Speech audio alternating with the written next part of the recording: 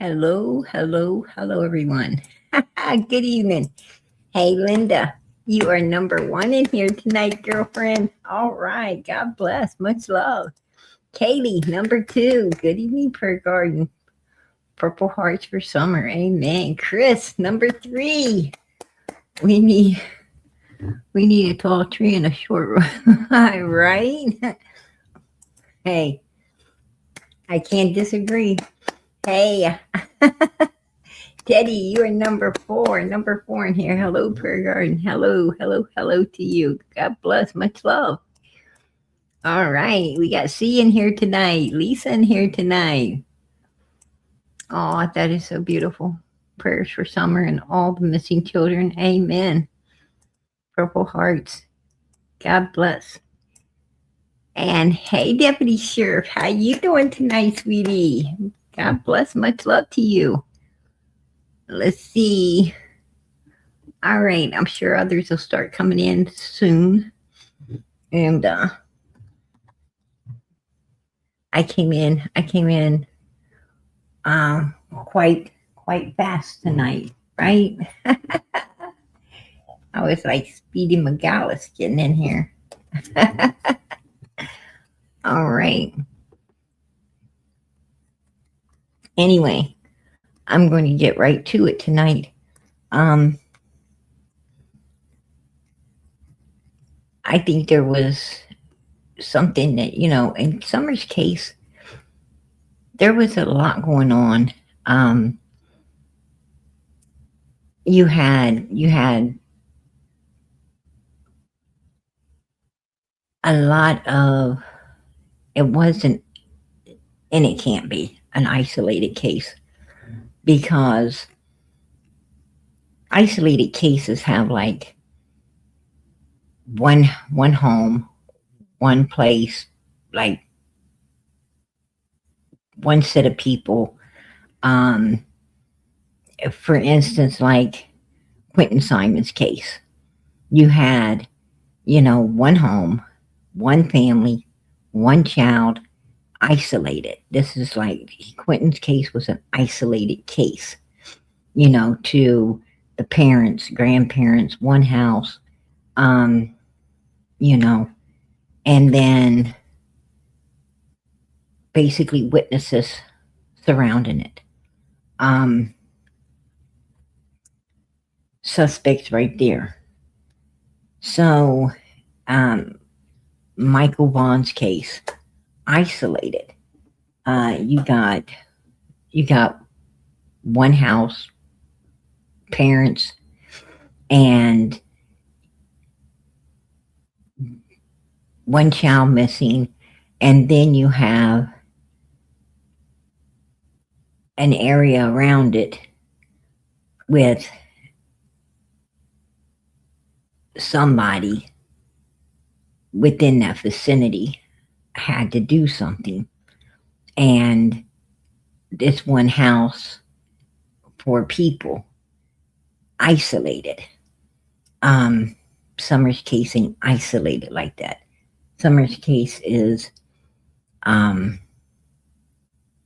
what you got in Summer's case is a group of people, a group of suspects. What I'm saying is, you've got 110 Ben Hill Road involved, in my opinion. You got Andy and Jody Sue's place involved, in my opinion. You got Fred Hill down the road involved, in my opinion. You got Marlena Crawford, her brother, and them in another area involved. Then you got Chad Arnold, his family, in another area involved. Too many people involved. Allison and her family over in Kingsport involved. Allison's mother in another home involved. The grandbun, she knows something. Then you had Leslie, all of these people involvement. And you had Allison and Leslie's family, and you even had Andrew out of New York coming into it. All leading Hunter to lie, all protecting Hunter, all willing to lie to protect Hunter. And then you had, and when you're protecting Hunter, you're protecting Don and Candace and Grandis. And then you have Jody Sue and her son and Andy. They're all willing to do things in this case as well. And then you've got Fred Hill, Maura, willing to get all ecstatic and lie and venture to different, YouTube channels and different social media to do their bunch of BS to throw Summer's case off as much as possible. You got all of these different people willing to pop up and spread all kinds of different misinformation in all of these different areas of this child's case. And it's so her cases would become overwhelming, and to the point that, a lot of people cannot mentally process or keep up with everything going on. They're hearing this, they're hearing that, and they don't know what's running them around the bush, what's, bona fide and true, what's, they just don't know. Because other than this channel, there's no place pinning it down. Nobody weeding this out and that out and placing, the truth where the truth needs to be. There's nobody else,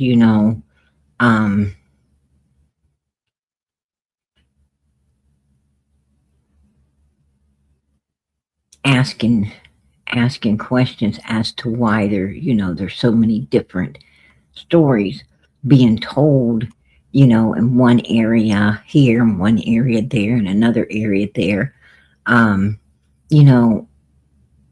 Like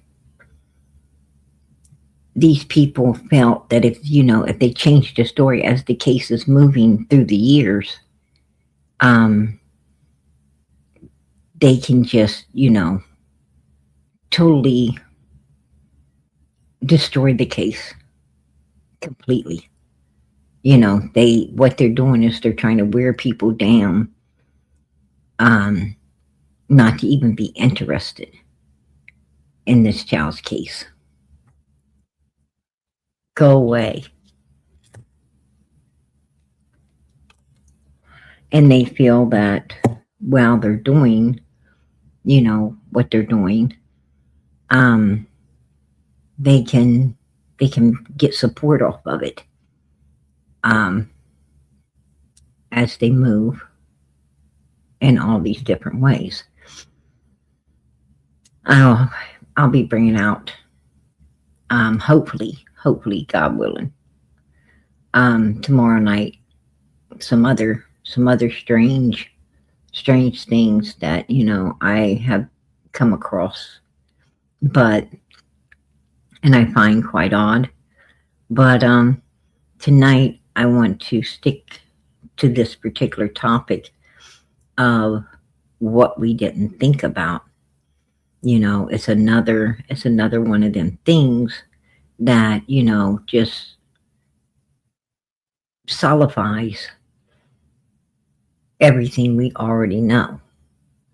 And that's really what, when you're dealing with a case like this, you want to make sure that, even though you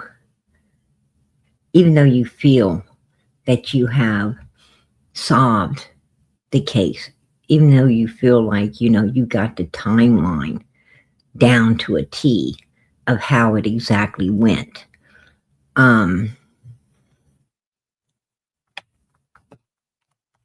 In your, like 99.9%, you still got 1% missing that you have got to, solidify in the case to actually not have a doubt that this is not the way it went and this is the truth. Um, you know, like Candace, for instance, she said we picked up grandma, went to the smoke shop, then we went to another shop, then we went to Walgreens, dropped off the prescription, then we went to the swimming hole, then we went back to Walgreens, then we went to Sonic's, and then we went to the store. She said Hunter had it all messed up, but that's the way it went.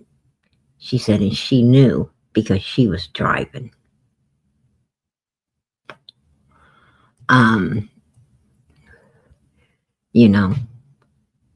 Well,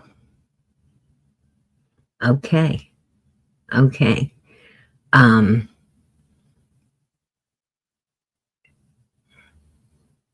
That's good to know, Candace, because that actually lets us know that Hunter was a little more messed up than drinking a twisted tea. You let us know that he was mentally impaired, right? He was more intoxicated than we originally thought. So she would have had to supply more than just a twisted tea. Because I know that at 15 years old, any of us at 15 years old in our right mind would have knew everywhere from A to Z. If law enforcement would have asked us at 15 years old, what exactly did you do on this particular day? Tell me A to Z. Where, when they picked you up, you tell me each place you went before you got dropped back off. And at 15 years old, any of us could have like boom, boom, boom, boom, boom. Right? That's what we did. And you would have had it right. Because 15 years old, man, your mind is sharp. You don't miss a damn thing at 15 years old. Because you're like surveillancing everything. You're paying attention to everything. You got your mind focused. I mean, 15 years old, you're like, every place you go, you're like, what's this? What do they sell? What do they do? You're all interested. You're interested in the parking lot. You're interested in the cars. You're interested in the business. You're interested in what they sell. You're interested in everything. You remember everything. Unless,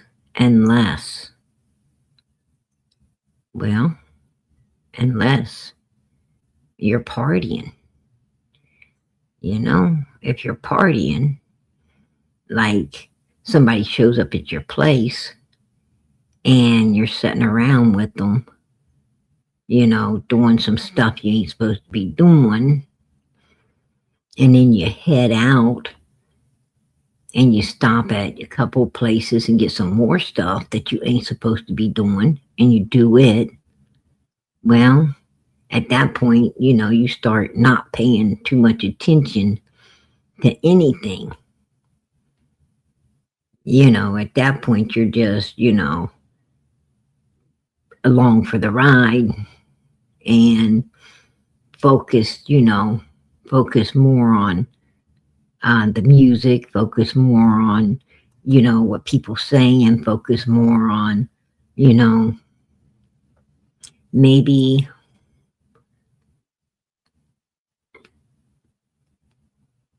doing some more whatever you was doing. I mean, you're not paying attention to where the damn car is stopping and where it's, you're not really paying attention. I mean, you know that you stopped here or you stopped there, but you don't got it in order because your your mind's on your mind's on your buzz and your buzz on your mind. It's just how it is.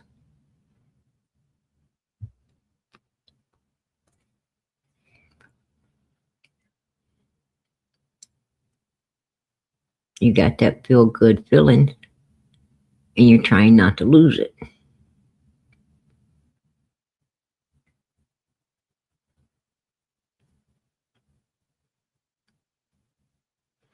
So basically, that's what she was telling us. She was telling us when Hunter had it all wrong.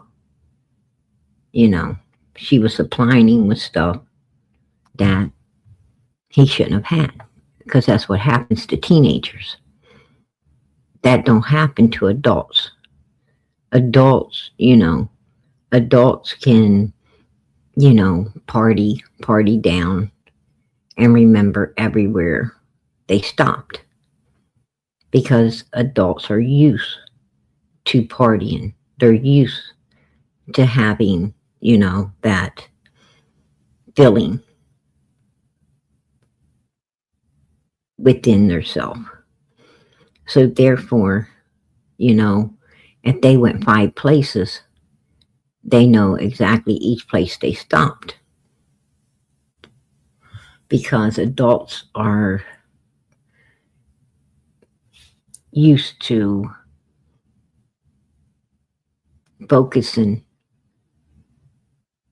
while they're intoxicated. It doesn't matter to an adult. But 15-year-old kids don't, their brain ain't like that.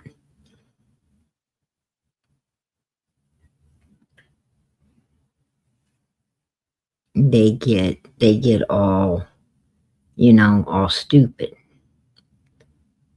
and unfocused.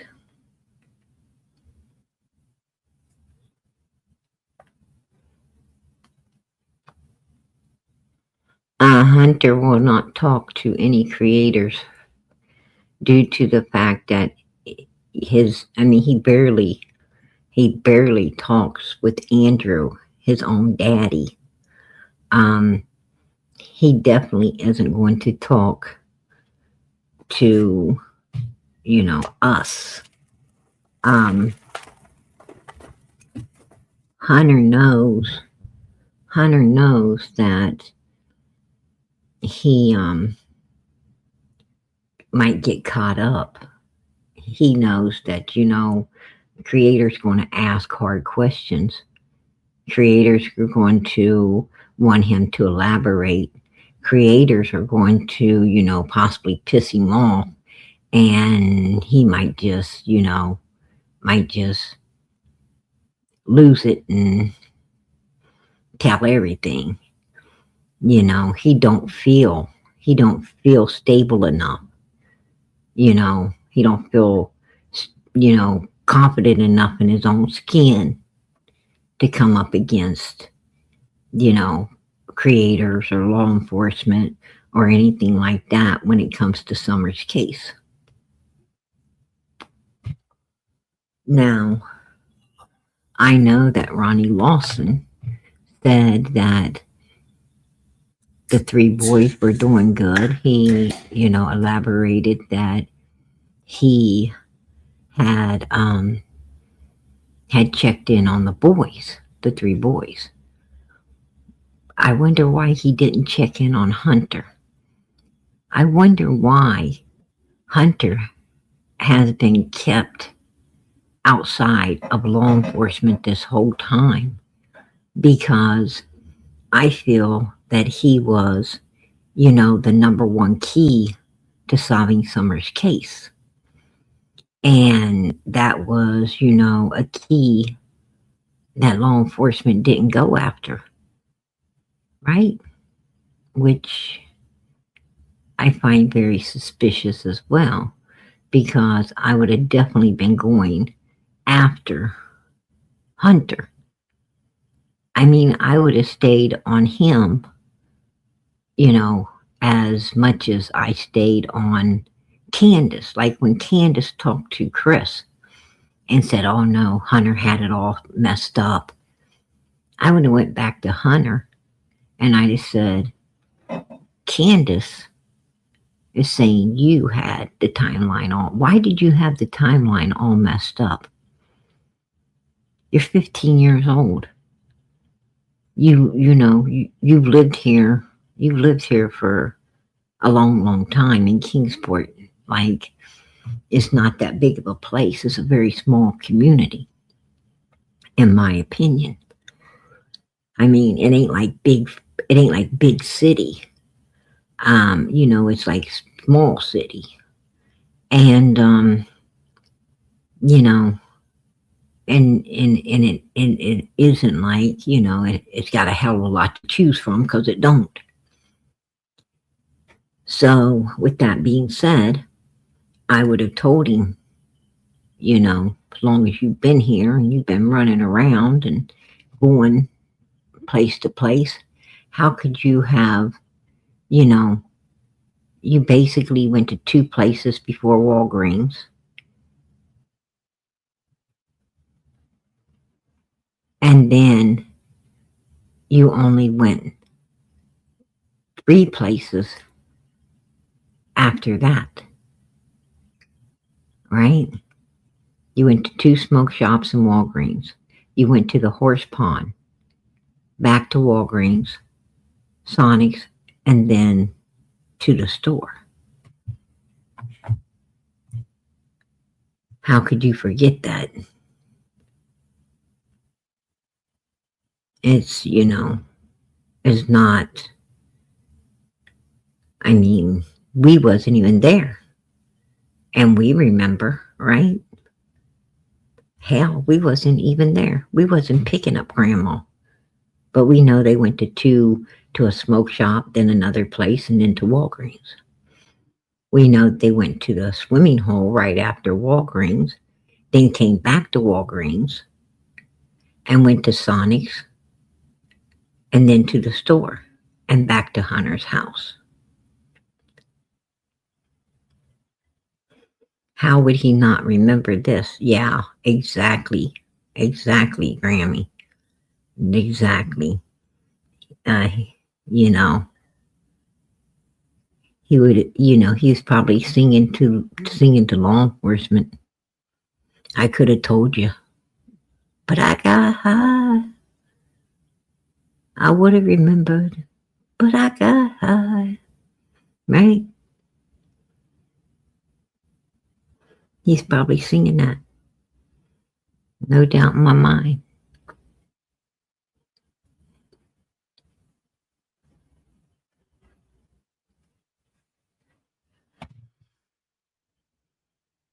He should have been prosecuted and been singing on the stand.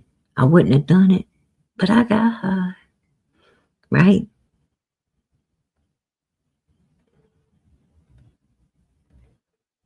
Candace made me fly.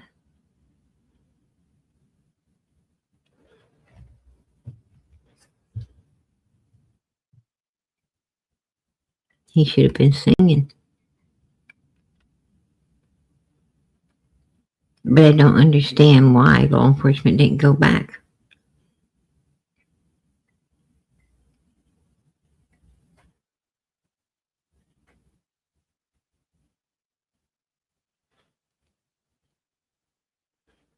It don't make no sense to me. Especially with her looking all propped up on those milk jugs. Whatever happened had to happen, in the hands and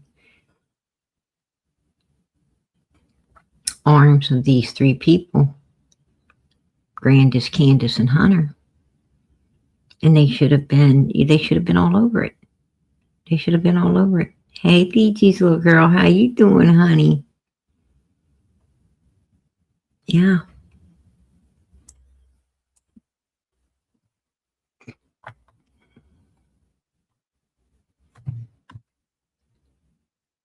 When you're up on that hill, can you see down on the road?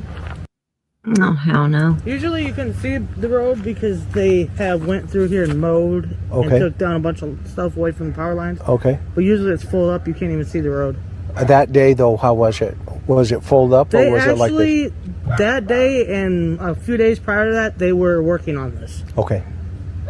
So I've even come to a conclusion maybe one of them people have snatched it. Oh, interesting. Because they were all the way up here. Yeah. Take a look at that. Take a look at this. There is no way you're going up that packing a child, and there's no way you're coming down it packing a child. You do good just to pack yourself up the side of this thing.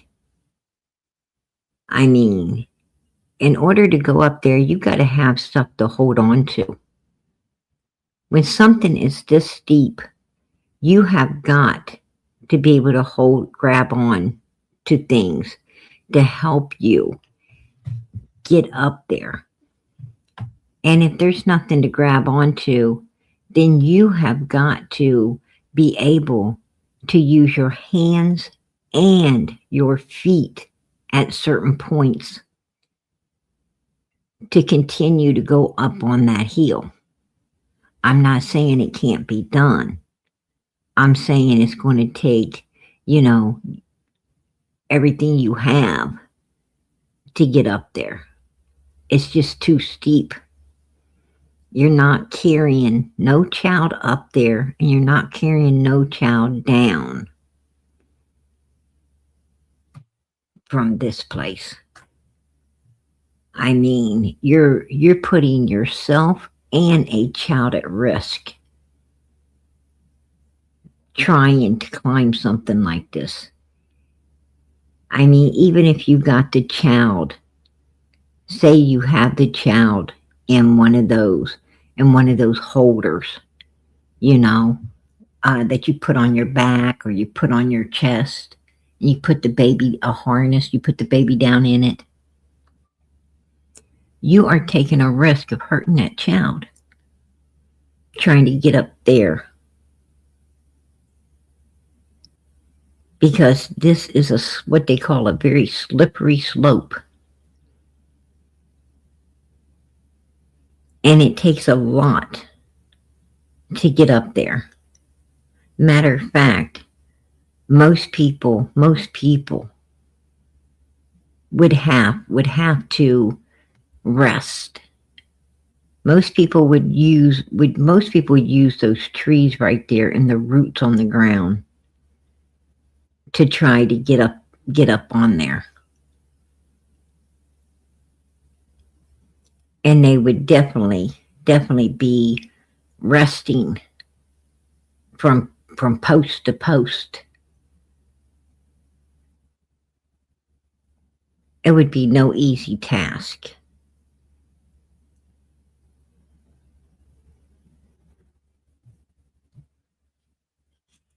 So there's, there's no way someone got up here and then took a 40-pound child, a screaming, kicking 40-pound child away from that place.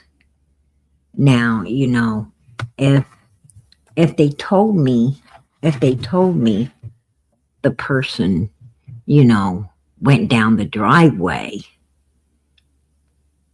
then I would be like, well, that's plausible because the driveway is pretty steep too. But it gradually, it's actually been cut out to gradually go off the property. This hill has not been gradually anything to go up or come down from that property. There's no steps coming down from this hill. There's no path that's been jigsawed out to come down and off of that hill. I mean, this is a straight drop from the top to the bottom. It's going to be a job to get up and to get back off of. I see those.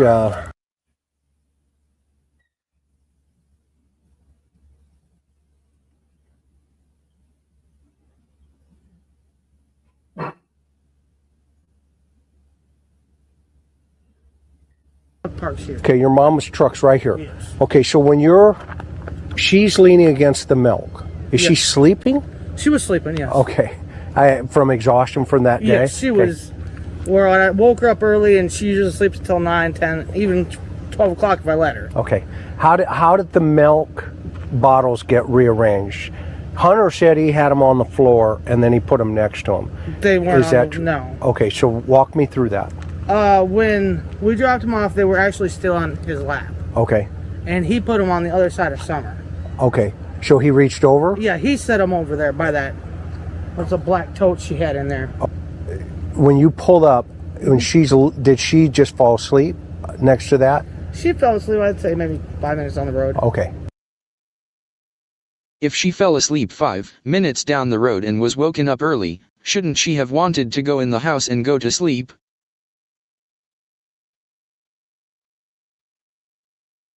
Actually, I parked the truck and I opened both doors. It's really hard because this lawnmower is. But I opened the doors up and I shook her. I said, "Wake up, we're at home." She jumped right up. Okay. Like nothing. I unbuckled her and I said, "Come on." I said, "Mom, I'll be right back." We went in there and got the boys and they were sitting at the table. And I said, "Come on, let's get the groceries out." And we brought them all in the house, went through them all, did all that. Boy, I'm looking at this in this terrain. I bet you 10 to 1, that Candace, when the boys came out to get those groceries, I bet 10 to 1, Candace said, "Get this stuff in the house. I got to get your sister. I've got to get your sister out." And I bet you 10 to 1, she didn't get Summer out of that vehicle. She left her right in it. She went into that house. I'm sure that she stepped in the door. She said, "Come on, Summer, get in here." And she went in and she got them boys going through the bags. "You guys need to empty these bags. You need to get you something to eat." She was talking to them, hyping them up. Get themselves some food. Get these bags unpacked. They were all excited to do it because they're hungry. They were getting, "Okay, Mom, no problem." They didn't even pay attention if Summer came in or she didn't come in. I bet Candace moved around, acting like Summer was over in the other part where the boys weren't. I bet you 10 to 1 that she waited a little bit, came back out that door, went over to Grandma's, said the boys are in there. It's working good. They're in there attacking that food like we thought they would, watching their TV, playing their games. They don't know where Summer is. They have no idea. They didn't even miss her. They're just worried about themselves. Yeah, I bet it all worked out exactly the way she wanted it. Right? Just the way she wanted it. And then she takes off of that hill while Grandma sits at the door of the camper and watches to make sure, is any of the boys going to come out? Are they going, they going to look out? They going to see anything? I don't know.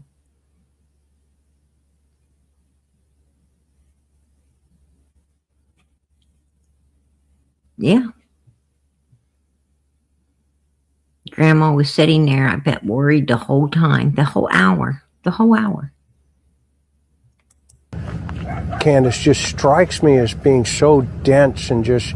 Is that what they say, the dog trail? Where's this dog trail thing? That I'm not sure, honestly. Don Wells tells me. Where's the dog trail, Candace? I'm not sure about a dog trail. Well, if law enforcement truly said that your child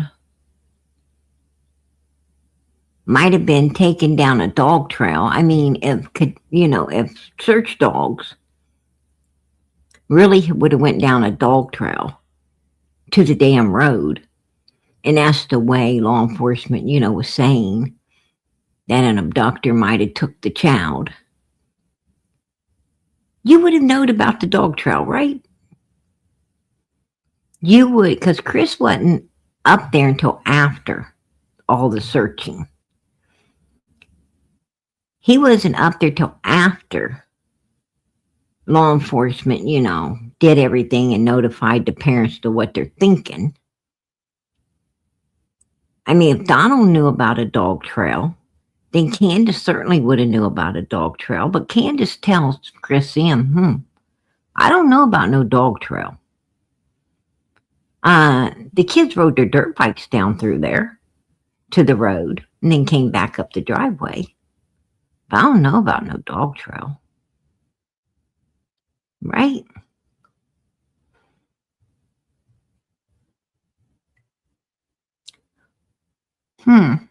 Well, Donald, that right there,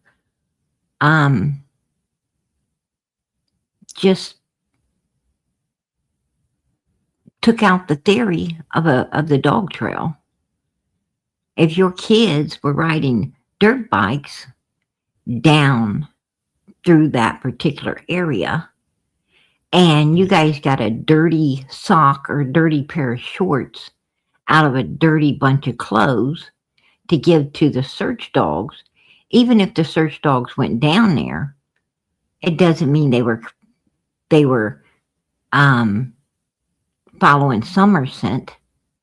They could have been following any scent that was in that basket. They could have been following the boy's scent. They could have been following anybody's scent down through there. Because your kids were going down through there. And you didn't give them the jacket the Summer was wearing that particular day and happened to take off because it was just too hot. You didn't give them the shirt that somehow got taken off as well. You didn't give them the shorts or the sundress that she had over her bathing suit when she left the house. You didn't seem to give them anything that Summer happened to have on that very day that was in your position. You didn't give it to them. It hadn't been in no dirty basket. It hadn't been around anyone else. But yet you failed to give them what belonged to Summer and Summer only in order for Summer to be searched for. And what does that tell us? That tells us that they were afraid to give law enforcement Summer's real scent. They were scared to give law enforcement her real scent. They wanted to take something out of a dirty basket that maybe one of the boys had on instead of Summer. And they wanted them to they wanted to mess up the search dogs right from the beginning. They didn't put their dogs away to mess up the search dogs. And then when they bring new search dogs in, they don't even give them what Summer was wearing, what had her scent completely in it to go search for. That right there. I mean, if you're going to fuck up the search from the word go, that right there tells that you're guilty as hell. You're guilty as hell.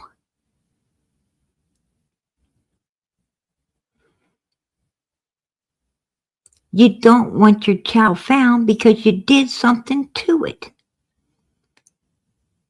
You know, either law enforcement is awful damn dumb down there.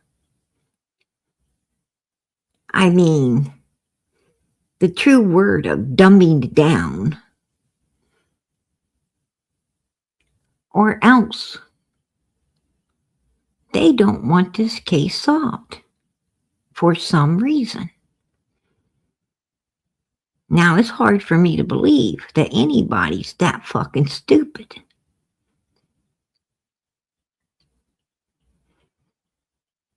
But that's just my opinion. You know? That's just my opinion. Summer was last seen going to the basement to play with her toys. Her 3 older brothers upstairs, her mother and grandmother in the yard. Boom. Busted. Grandmas can see you, Candace. Big-eyed Granny can see you. Peekaboo, she can see you. If you could see it, it can see you. And I can see the door of that camper. And the door of that camper can see Candace Weir at the basement door. Right where the big dog hole is. That had a mother dog back in there with a bunch of puppies. And trust me, there was a whole lot more dogs too. Facing away from the basement door. And Don Wells at work.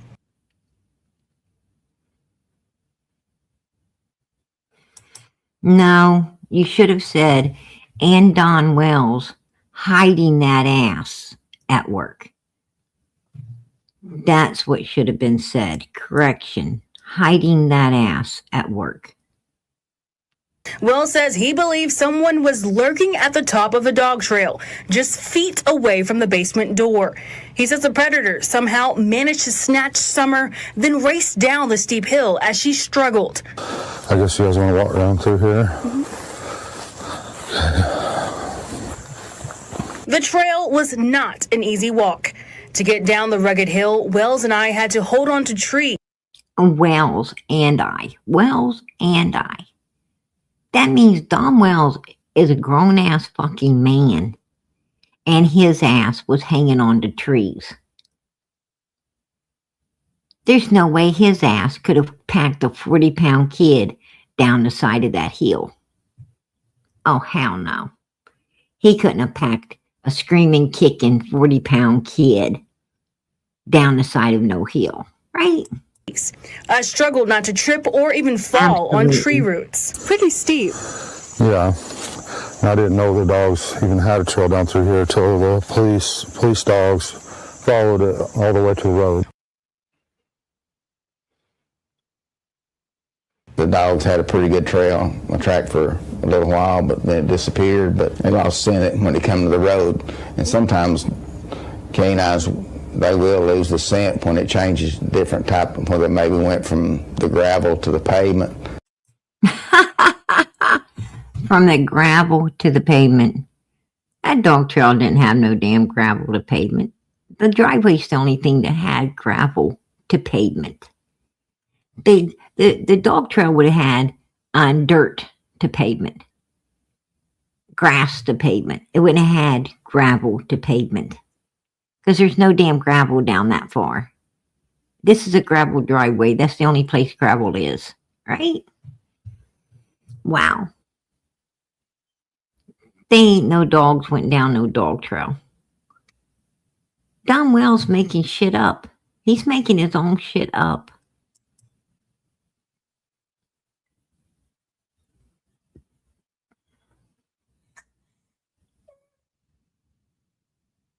Okay, so you go into the house, Go in the house. which is good. Okay, where's Summer's bed? Oh, it's in the basement. Got it. Okay. So what happens when she comes in? The boys are playing where? No, the boys are actually sitting here, Okay. and they're actually sitting right here at the table watching TV. Okay, so they're at the table Yeah, I come watching in and get TV. 'em. Okay. They were all locked in. Nobody could get in. Nobody could get out. Kind Okay. of thing.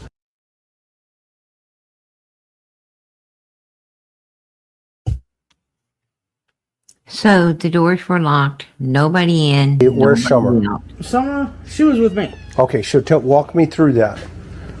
All right. Well, we walked up in here and we got Josie, Wyatt, and Waylon, the boys. Right. Well, you put the groceries down, right? Yeah. Well, we went back out and then we brought the groceries in and put them down.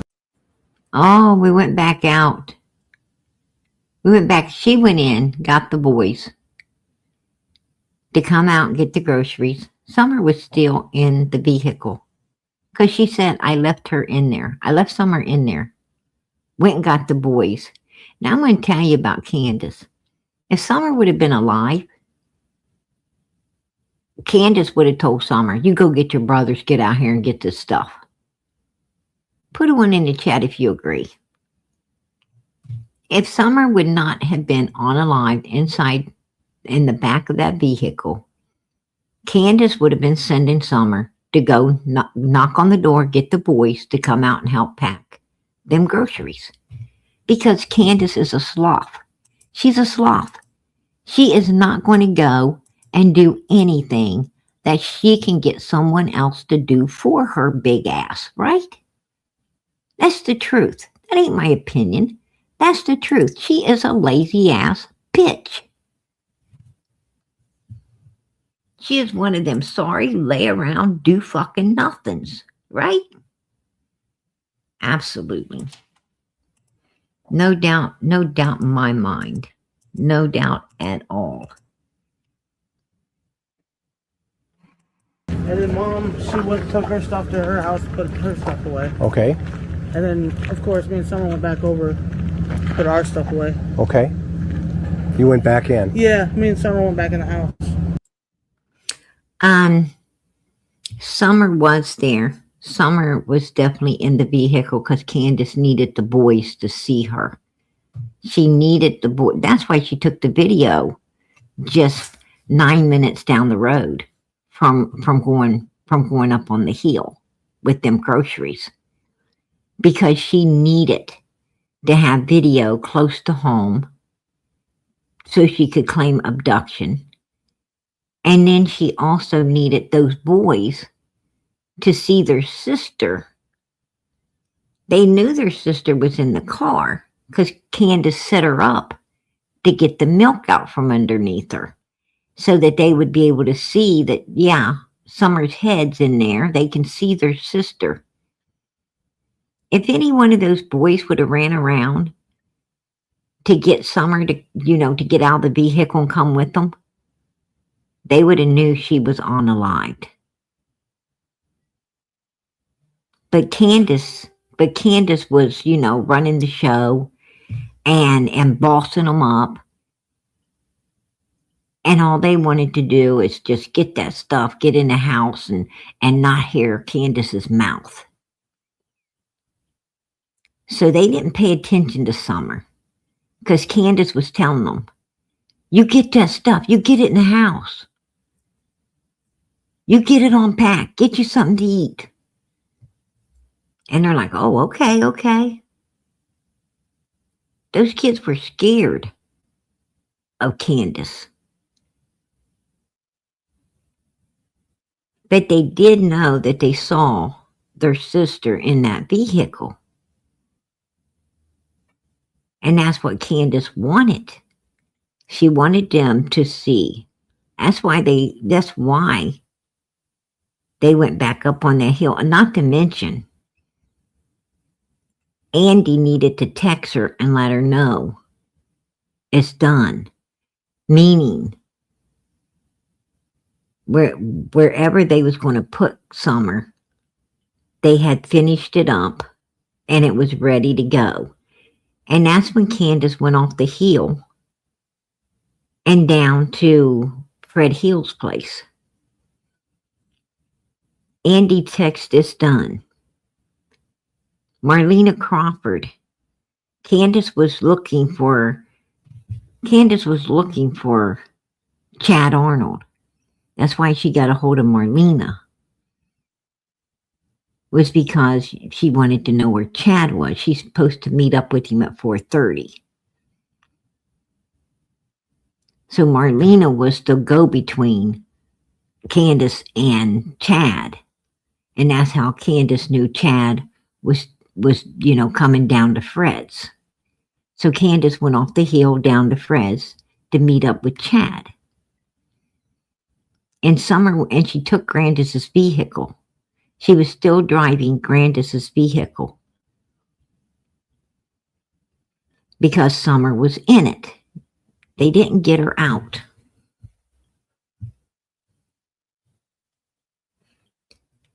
And then we were just doing normal stuff. Okay. Around the house like we normally do.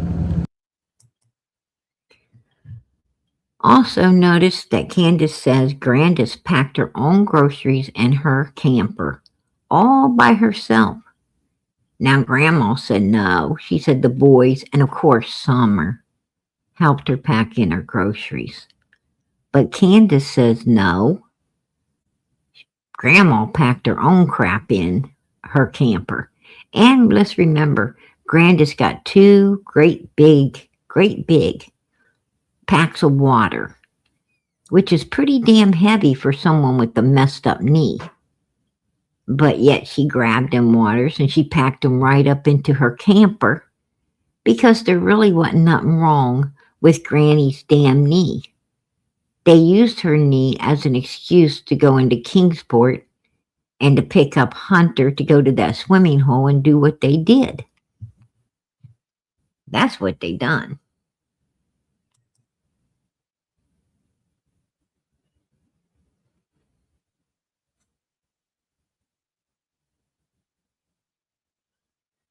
No, she had a whole bunch. And I come out, Mom was sitting there at the time. I come out and I'm standing here. I Okay. was like, what are you doing? What are you staring at? She's like, these plants, I gotta get them transplanted. I was like, well, Summer will help us. So I went back in. By that time, she was sitting on the floor playing with her toys. Right here? No, in the kitchen where we were just at. Okay. She was actually sitting on the floor playing with her toys at that time.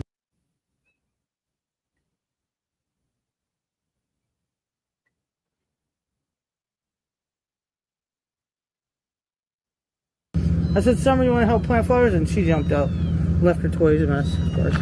That's cool. Candace says Summer just jumped right up in the vehicle. She just jumped right up inside the house to come out and plant flowers. Summer was just jumping that day, right? She's just jumping everywhere. Yeah, Then we well, walked that's over what kids do. It's their job. What? Okay. We walked over here and we transplanted these cactuses from the little pots that they were in. And transplanted these ones here into this bigger pot and that one into that bigger pot.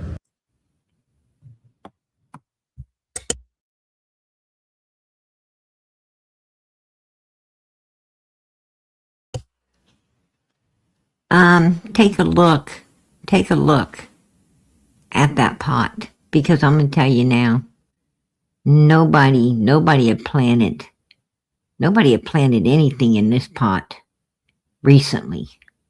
Hell no. Look at that thing. No way in hell somebody recently planted anything in there.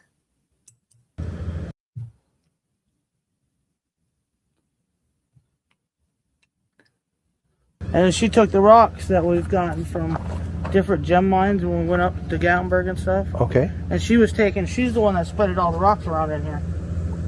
And then she put her puppies in here and she wanted Chase in there, you know. Okay. And then we went in my mom's. We can't get in there. Yeah, It's all that's set. fine. Went in We there. went in there and got some candy and stuff. She gets from grandma. Okay. And I said, well, I'm going to go back over to the house. She wanted to go back, so I figured I'd go back, you know. Okay. See, Candace said I wanted to go back to the house. She said she wanted. Then she said, no, Summer did.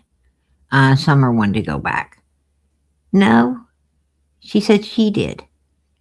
She said I wanted to go back to the house.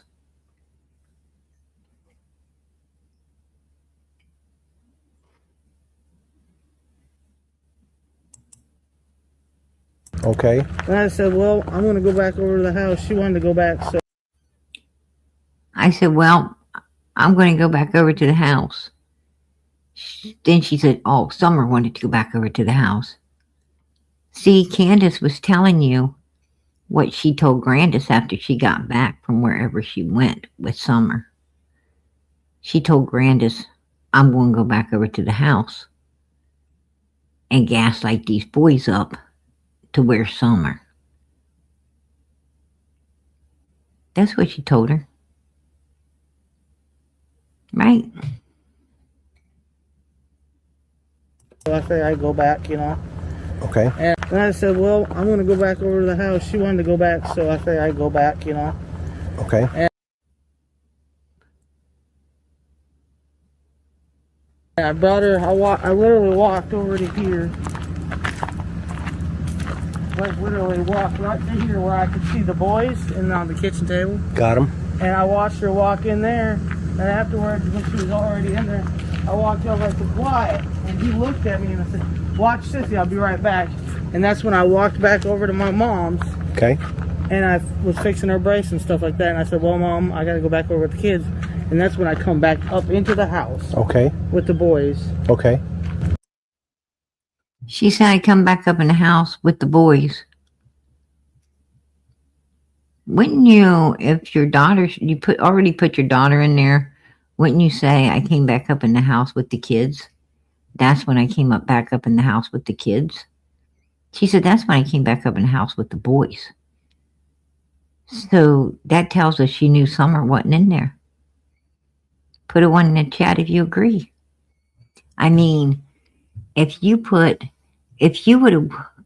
have 3 boys in a house and you walked your daughter over and watched her go in the house and you went back maybe, over to a camper and talked to somebody for a few minutes, or went back to a vehicle that stopped by to talk for a few minutes, and you went back in the house, when you have, and someone's talking to you, okay, run me through it. Well, I took my daughter and I watched her go into that house. And then I went back to the vehicle talking to my friends and for about a minute or two. And then I went in and with the kids, I went back in the house with the kids. And I was looking around. I didn't see my daughter. And I was like, hey, where's your sister?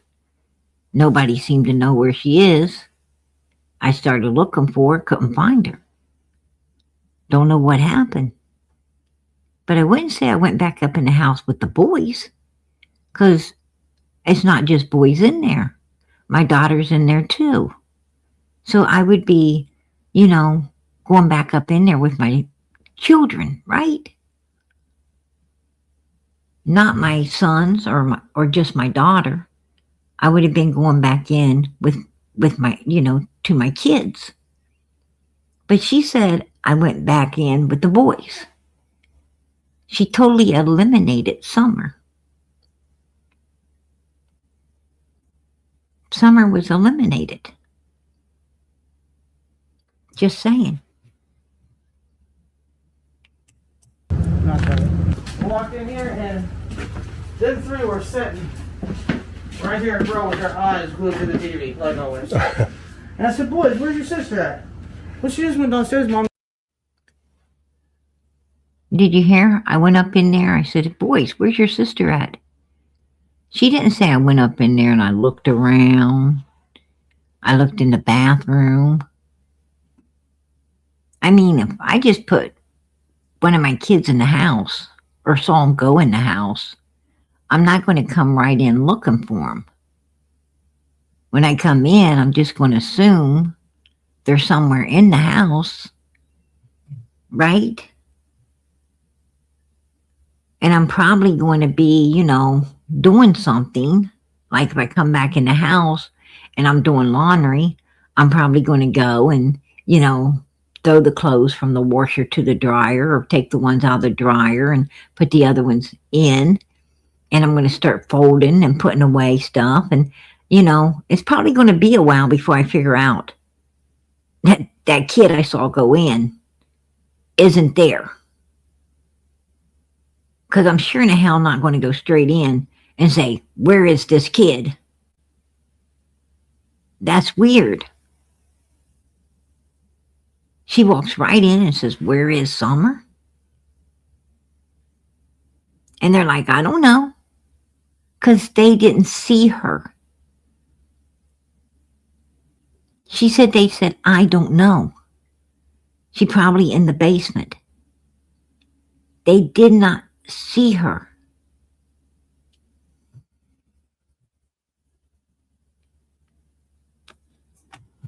To be honest, I doubt it if Candace even hollered in and told anybody to watch Summer.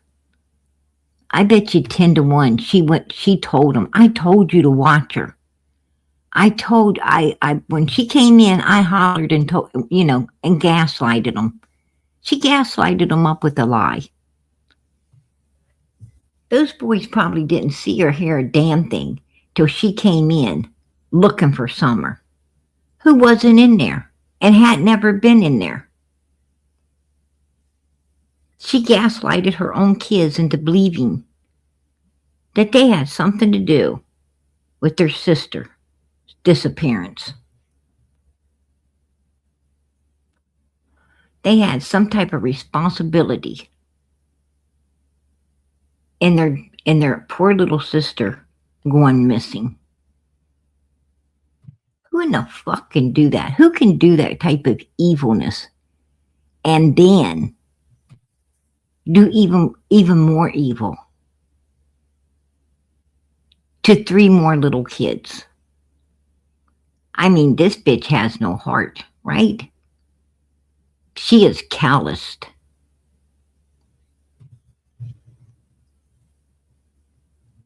To play. So I went over here like this, and then I yelled and I said, Summer, Summer. And she didn't. I listened for a minute. I didn't hear nothing. So I went like this, because this is how I would get down here. Yep. I don't know if you want to come down here or not.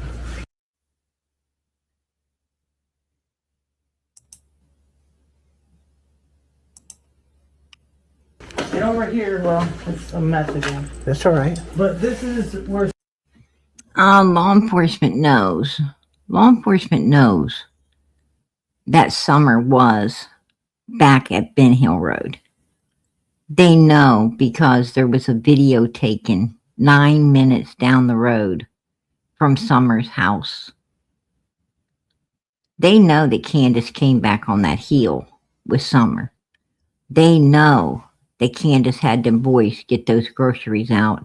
They know that Candace, had those boys come out to the vehicle to get groceries so they could see that Summer was inside that vehicle, and she could gaslight them up to believing that Summer got out of the vehicle like she always did before and was somewhere around there. She gaslighted those kids up. And then she left off the hill. Law enforcement knows she came off that hill and went down to Fred Hill's house around 4:30. They know that for a fact because there was camera footage of her going out of Ben Hill Road behind Chad Arnold around 4:30 p.m. And she denied it. She denied being behind Chad Arnold coming out of Ben Hill Road.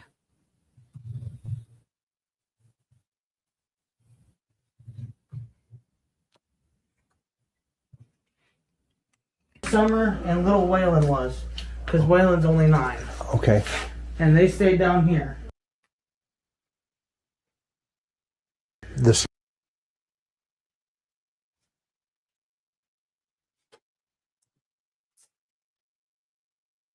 The boys I brought back down here after she went missing because I didn't want them upstairs by themselves anymore. Okay. Summer's supposed to come up missing out of the basement. And she wants the boys in the exact place that Summer supposedly came up missing from. Make that make sense. Make that make sense. If you had a room in your house, say for instance, you had a bedroom in your home, and somehow one of your children came up missing from that room. Somebody came through a window, something took it. Are you going to put another child in that room? Hell no. No way in hell you're going to put another child in that room. You're going to board that mother freaking window up, shut the damn door, put a padlock on it. You ain't going to want to ever look at that room again. And you sure the hell ain't going to put another kid in it. That's crazy as hell.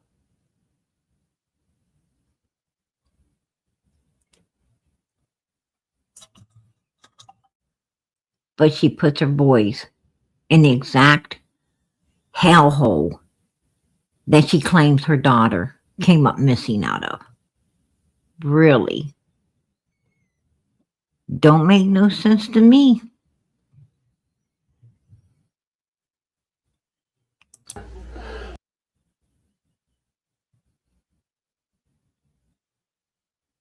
But yeah, I come down and I searched. I looked up underneath the beds under there. We can't really get on. I can't get on there. Yeah, yeah. But I looked under there, looked under every blanket I could possibly look under. Yep.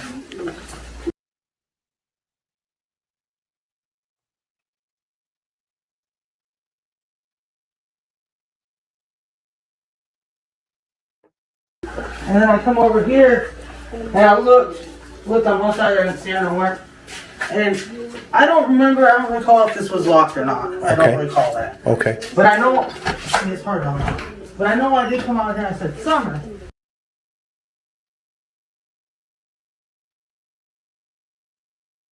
Because sometimes she'll sit right here and just sit here and play just for, Right up to and here. this is all the further she would go. She wouldn't leave. Okay. She wouldn't go out nowhere else.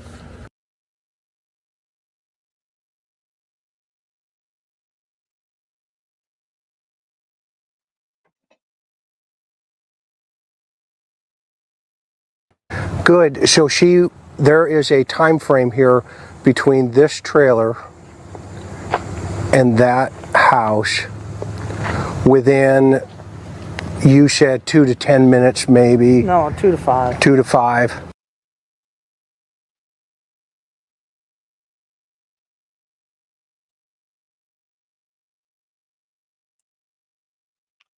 Yeah.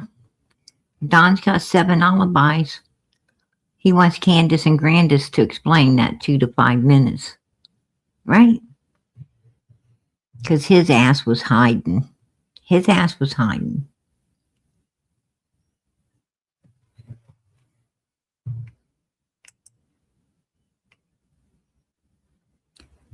This is the way that they say that it went on June 15th, 2021. They're planting flowers, right?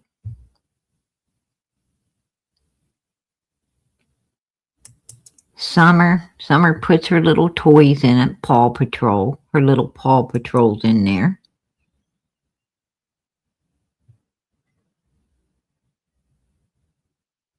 They wash their hands off the back of the truck. Grandma gives her a piece of candy, peppermint, her favorite.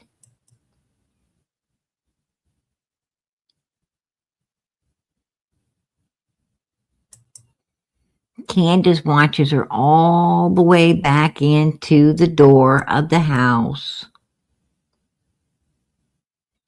And she disappears, right? Well, I don't think so. I don't think so. I think it pretty much went like this. I think that this right here is the start of it. I think it was a plan. I think it was a plan. These three, they cut her hair. They did a lot of bad. They even took her somewhere 18 days before she disappeared.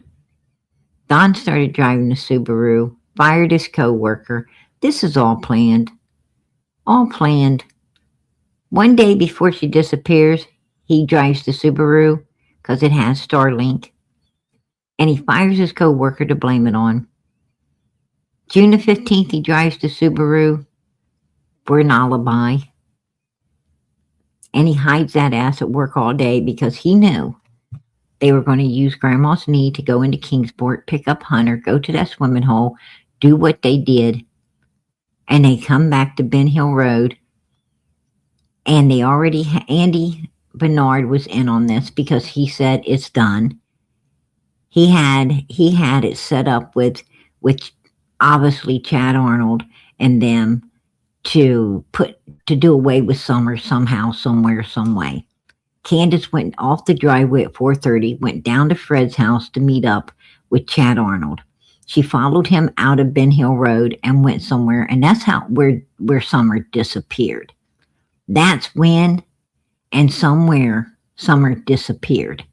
If we could figure out exactly where the hell Candace went when she came out of Ben Hill Road following Chad Arnold, we would find Summer. Because that's where Summer's at.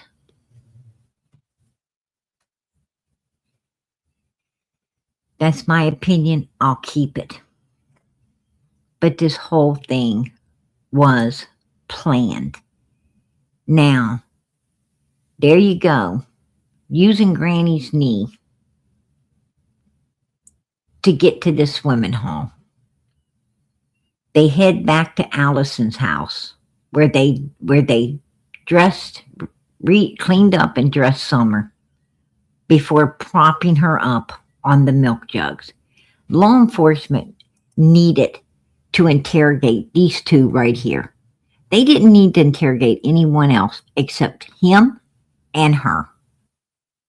Them two right there, if they'd have took them two in, separated them, and interrogated the hell out of them, I bet you 10-1, Hunter would have told everything. And this case would be solved. But they didn't do it. They didn't do it. Why?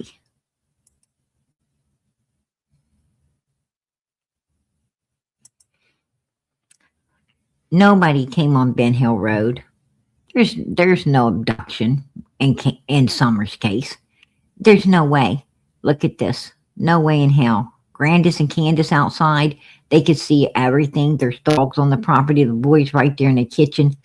No way in hell. No way. Ton of dogs.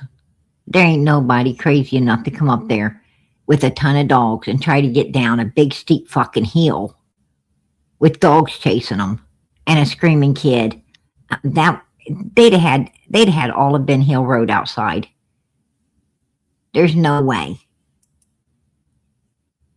That would have been so much noise. It would have woke the dead. And funny thing is, these two were inside the holler. Everybody, Andy was hiding at work. Don was hiding at work. Oh, but Fred and Jody Sue, they were home. They were home, right?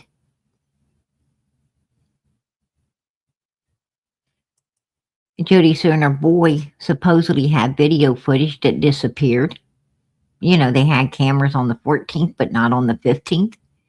And and they made up a big lion scream. It was an hour off. It should have been at 5:40 something instead of 4:40 something, you know. But they're idiots. They're idiots. They was going off the real time of everything happening instead of the time when it was going to be reported. The time they needed it to happen. They fucked up. 1 hour. 1 hour. That 1 hour, they were between 4:30 and 5:30. They were supposed to be planting flowers. They were supposed to be washing some hands. They were supposed to be getting some candy. They were supposed to be going back to the house. Right? This is what's supposed to have been happening. But that ain't what happened. At 4:30, Candace went off that hill with Summer in the back seat. She went down and met up with Chad Arnold right there at Freddie Boy's house. Good old Fred and Laura's. And Fred and Laura was supposed to be going to the junkyard with a car, right? They're supposed to take a Ford Escort to a junkyard and junk it. Oh, but no, it turned into motorcycles. It turned into motorcycles. And then the motorcycles turned into Andy Bernard dancing on the road, right? It turned into Andy up on the road doing his dance.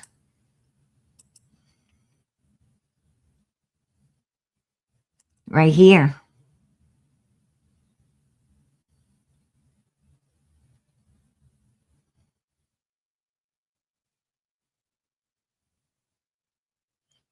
There you go. Freddie's up there watching Andy do his dance, striking a pose. He's striking a pose right in the middle of the road, blocking traffic, and Fred couldn't go nowhere. He couldn't go nowhere because Andy had people coming in, watching him dance, and Fred couldn't go anywhere, right? Fred's like, come on, Andy, what are you doing? What are you doing, man? Ain't you going to move? I got to leave today. Man, why isn't this guy moving? He's like, why? What is he doing? What is he doing? He'd be looking crazy and stuff. He's looking all crazy. Come on. What are you doing, Andy? Get the fuck out of the way. I gotta leave, dude. I gotta leave. I gotta go get my shit. Yeah, you're bugging me. Nobody wants to see your thong.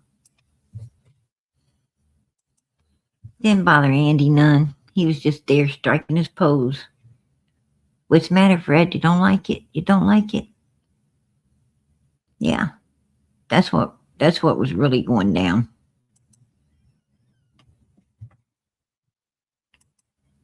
Bullshit. Andy wasn't nowhere on that road because Andy knew that little girl's about to come up missing and his ass wasn't going to be nowhere near it. And he done changed up his vehicle too. He was driving Jody Sue's vehicle that had GPS, right?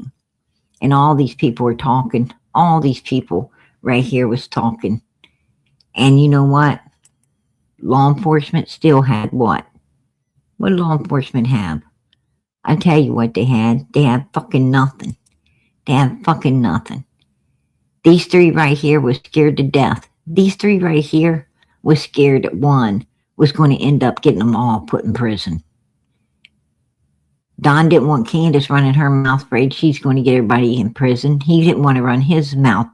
You know, he wanted to shut it down, but with all the donations, the money and everything, and Candace was all worried he's going to get them in prison. And Grandis, she was up on a monitor or a phone or something every second of every day, like 24/7 after she ran away, right? She got the hell out of there. Andy right behind her. But she was on a monitor 24/7 listening to everything because her ass was afraid of going to prison too. She was probably going to head into Mexico, if anything went down, because her ass too old to be going to prison. She, if they would hide a child if they do what they did to keep from going to prison with a child, then her ass certainly ain't going to be a sitting duck to go to prison if Donnie, everybody starts getting arrested. She had her, her ear to the ground, right? She's listening for everything. You don't stay that close to something if you're innocent. You stay that close to everything when you're guilty as hell. And that's what they was. In my opinion, guilty as hell, and I'll still say they're guilty as hell.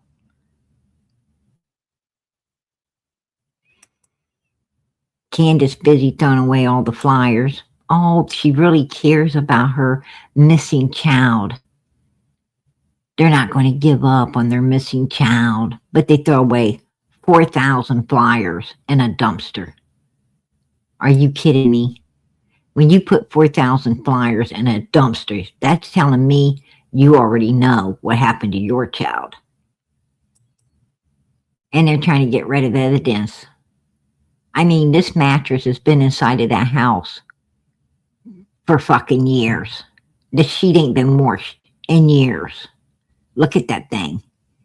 Why the hell would they bring it out now? I mean, if they was okay with it being in there all that time, why the hell are they sneaking it out now? Look at that. Look at what those children lived in. God have mercy. But this little girl's still missing. She's still needing to be found.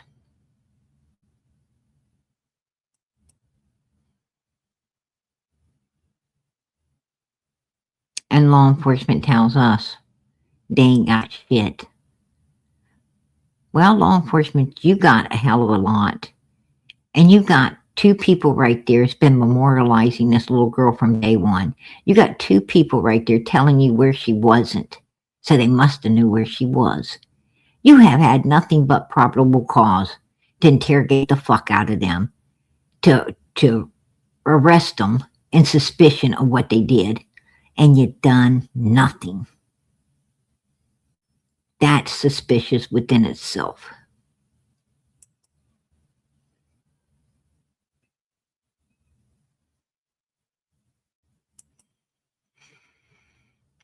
That's where they should be.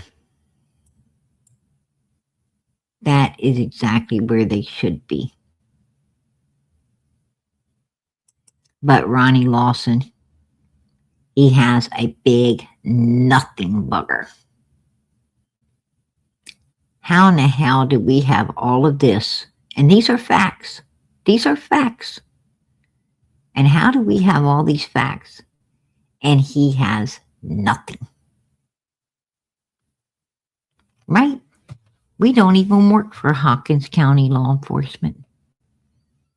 We don't have a damn thing to do with it. But we know when law enforcement has a case. We know when they have enough to prosecute on. We know when they should have did shit they didn't do.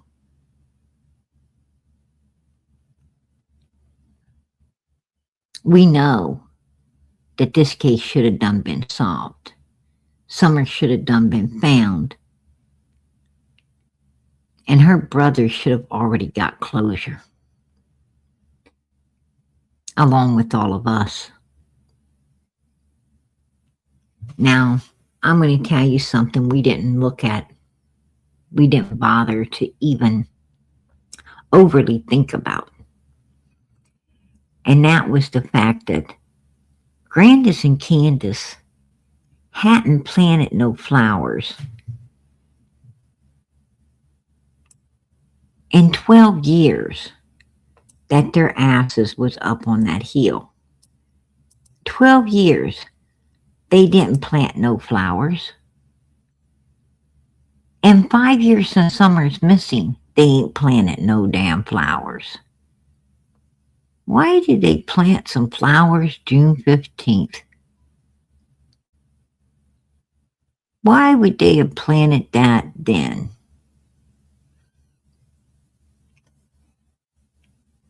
I'm going to tell you something. Candace took a little bit of this and a little bit of that, and they orchestrated it to fit their narrative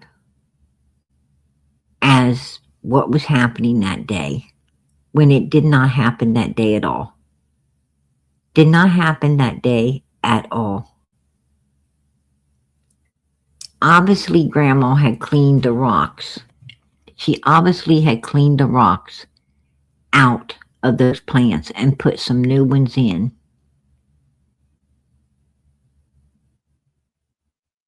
A little bit prior to Summer coming up missing. Summer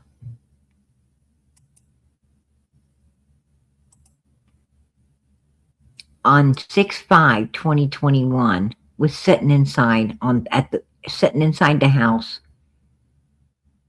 playing with toys. So Candace took from other days that stuff happened and orchestrated what happened as if it happened the day Summer went missing. She used other things.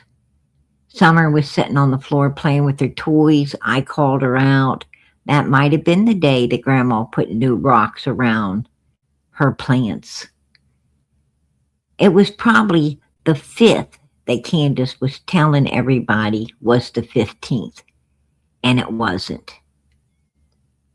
That would have made more sense. That hour that was missing, they were not planting flowers. They was not washing hands. They were not getting candy. They weren't doing any of that. That hour that was missing was Candace down at Fred Hill's house, meeting up with Chad Arnold and going somewhere to hide that unlived child in the backseat of Granny's car. That's my opinion. I'll keep it. And fucking law enforcement needs to get on board, see the truth, and do something about it. Right? That's my opinion also. Them son of bitches haven't ever planted shit.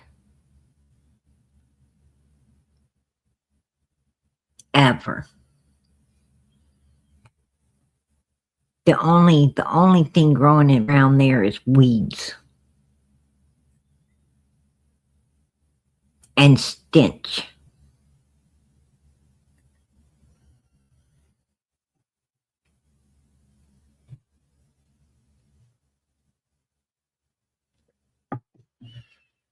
And you can take that to the bank. Cash it in, because it's the fucking truth. It's right on the money.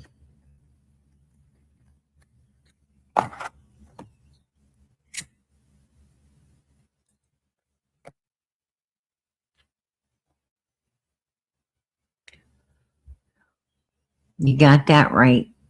You got that right, PG's little girl. That whole place was nothing but one big mother freaking cesspool of sewage, right? That's all it was. I'm going to tell you something. There is no way in fucking hell I would fucking open my car door and breathe on that damn road. I do not think that there is enough tetanus shots in the world to get rid of what you might could trust. Just breathing on that fucking road. That's the truth.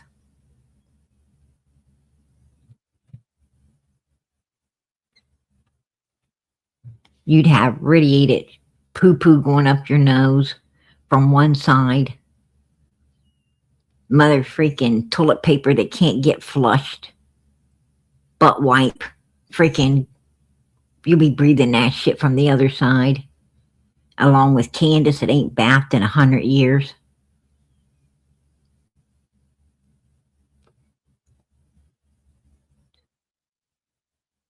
And how the hell would she get baptized?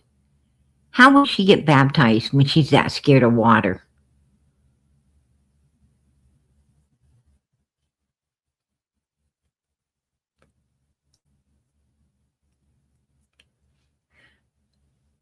Benny Keys would have to become a preacher in order for Candace to get baptized.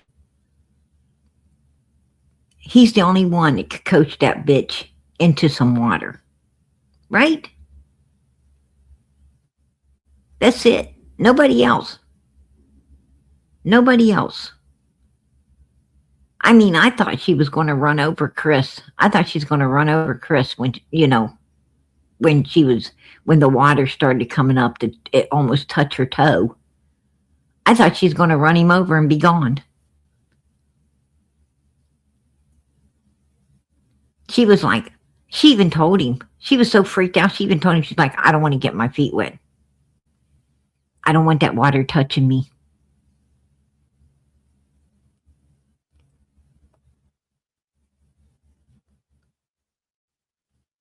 It might wash off some of my dirt. Man, she took humans made of dirt literally, right?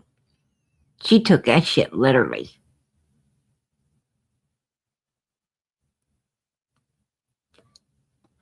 She thinks if water hits her, she might disappear.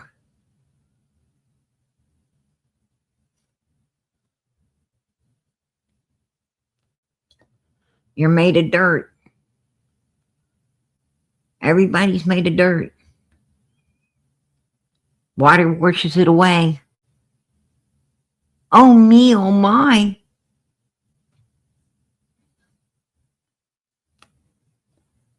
Wow. I bet if Candace really took a bath, she'd lose 100 pounds or more.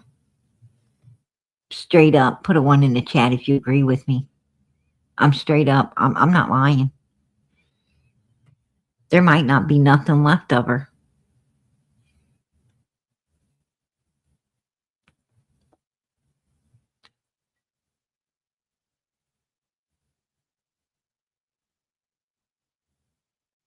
There might be some bony person under there, under all that dirt. I don't know.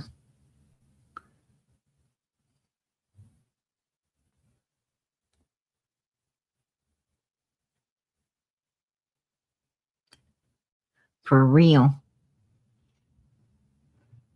Yeah, she might be afraid of that, right? She might have been afraid Summer might grab her foot and pull her into that water. For real.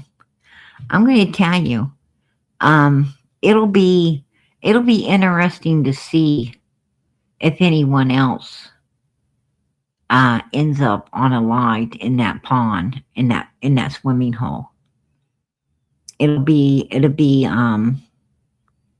interesting to see, because they usually say where something like that happens, it happens again. I don't know, but I've always heard that, and usually it does. Like there was this one place, this one particular area on this road, and there was like 3 people. One person went off at that particular area, and then 2 more went off of it after that. And then the city came in and they put up like a barricade after the 3rd one to keep others from going off. And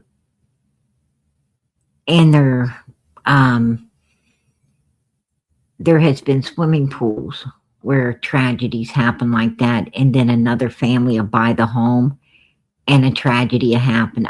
Matter of fact, I know this one particular home where, it was tragedy after tragedy after tragedy, and these were different people moving into the home. It was like the same scenario. And that happens quite often. That's why people ask, if anything, before they buy a place or move into a place, they'll be like, has anyone ever, passed away in this place? Has anything ever happened in this place? Because they have to, let you know if there was or there wasn't. And because people are afraid of that. They're afraid of that. Because usually bad follows bad.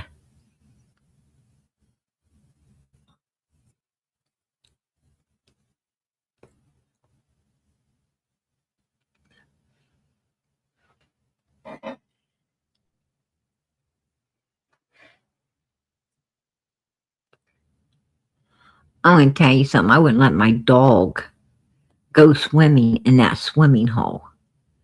I don't know who in the hell takes their child out in a place like that and lets them play in freaking dirty, polluted water. I have no idea. They have water parks everywhere now. They have swimming pools. There's no reason for you to take your kid out in some isolated, dirty ass,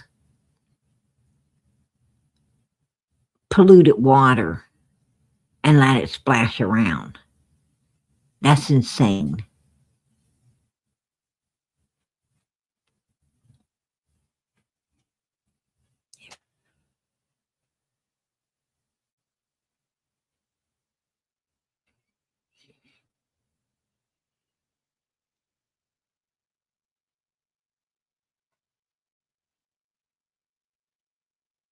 Oh, I'm going to tell you, yeah, living in the mountains is, I'm very aware of what it's like to live, up in mountains. Absolutely.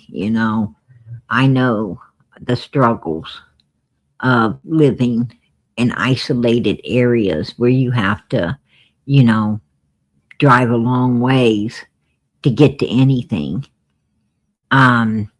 You're dealing with, a lot of different issues. Sometimes you can't even get you can't even get out if it's winter time. You have to always keep a stockpile of everything in order to maintain your life. And you have to,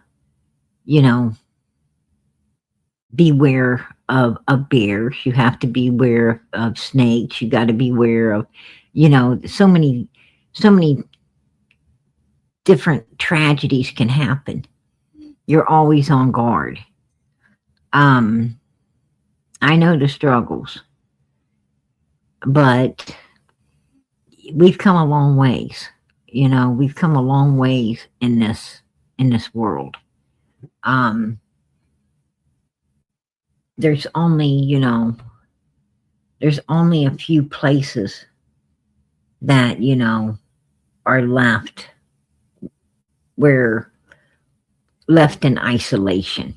That's what I'm trying to say. Most people, got out of that isolation. Grandma and grandpa was in that kind of isolation, and your parents might have been in that type of isolation for a little while, but most people come out of that isolation. They, they get into the big cities and they, get jobs that's going to pay good money. They, it's hard for those mountain people.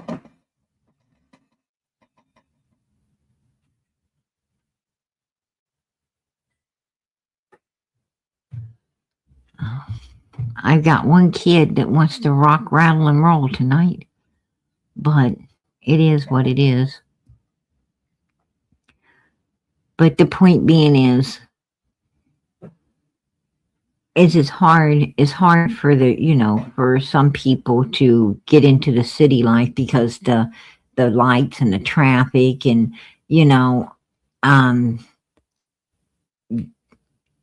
it somehow irritates them.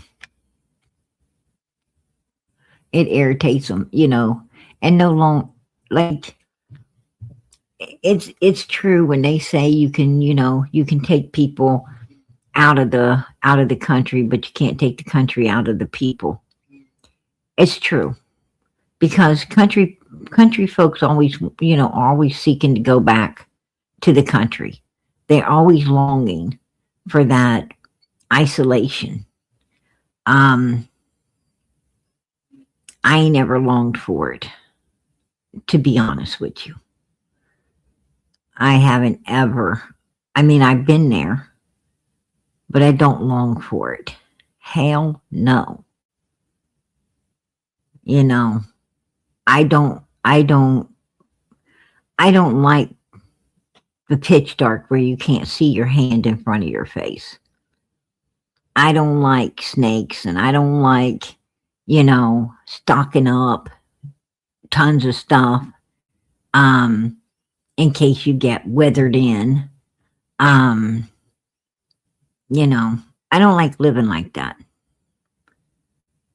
I like the big city lights. I like the traffic. I like hearing other people, all around me. I like knowing that, I can come and go whenever I please.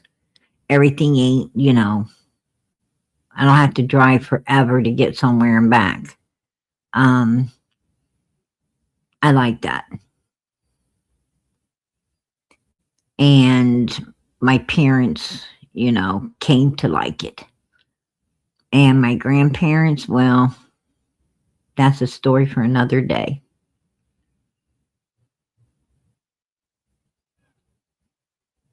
Yeah, a lot of people do. A lot of people love living, out in the country, and I got nothing against that. It's just not for me. I don't, I don't care for it. I mean, maybe, sometime in my life I might, long for some quietness or peace in the future. But right now, I'm okay living in the fast lane.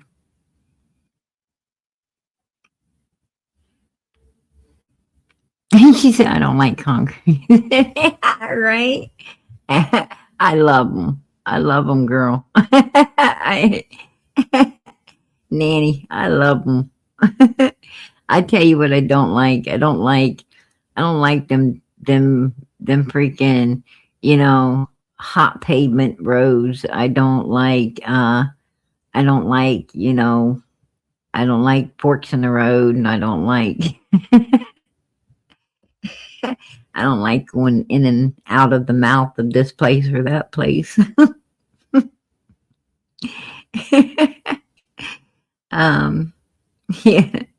Yeah, quietness is good for a minute, but I like crowds. I do. I like lots of people. I'm a people person. I think country folks, are okay, with the isolation and everything. And there's nothing wrong with that. There's not a thing wrong with that.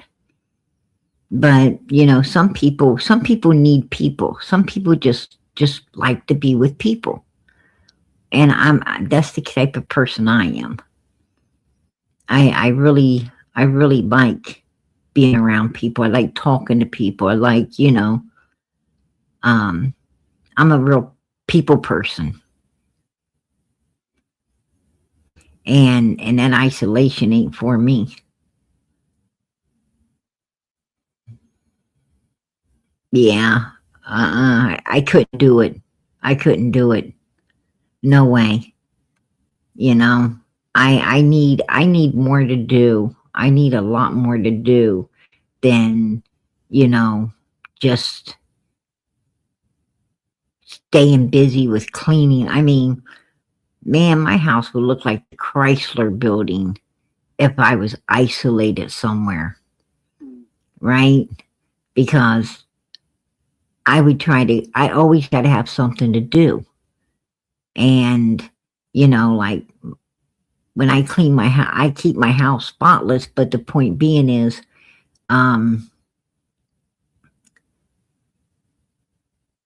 once you clean everything up and you keeping everything clean all the time,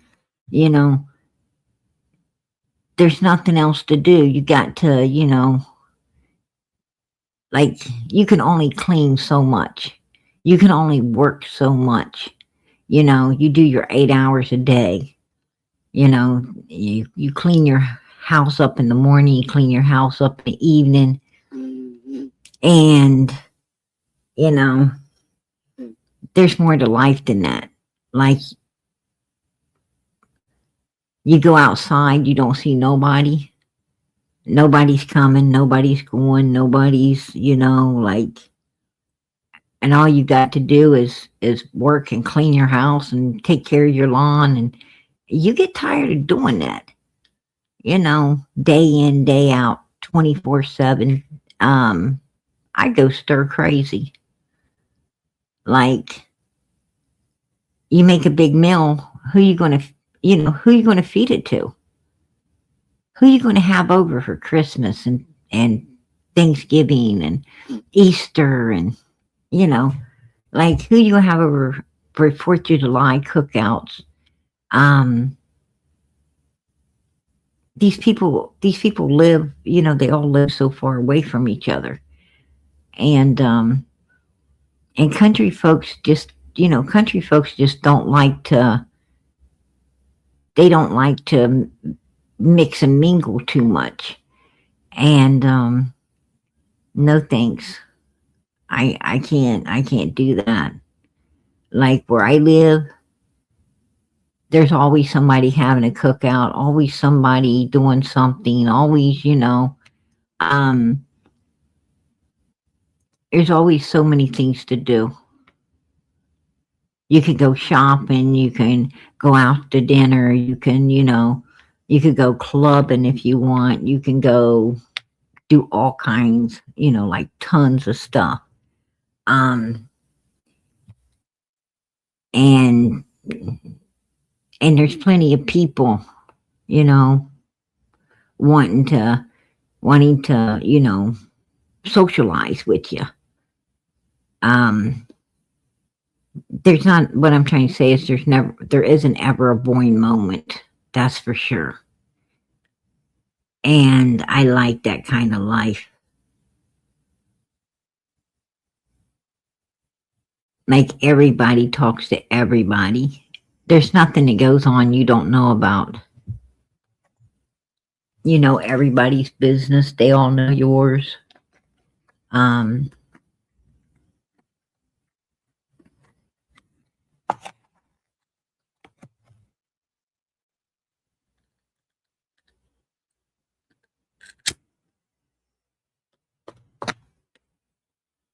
Oh, I'm sorry to hear that, love bug. Sorry to hear that. I wouldn't know what to do without people. I mean, I talk to all my neighbors. I talk to tons of people. I mean, no matter where I'm at, I'm talking to people. I went a few places today and talking to people.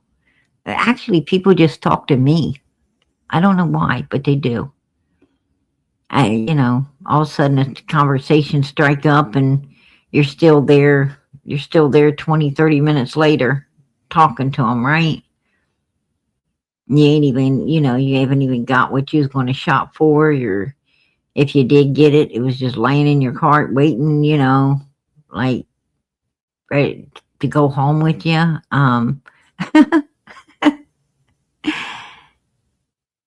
That's the life I live. For real.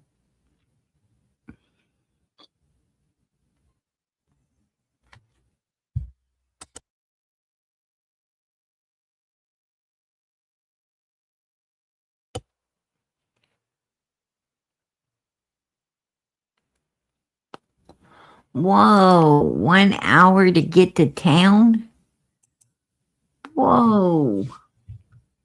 Yeah. I'm going to tell you something. I don't miss those days.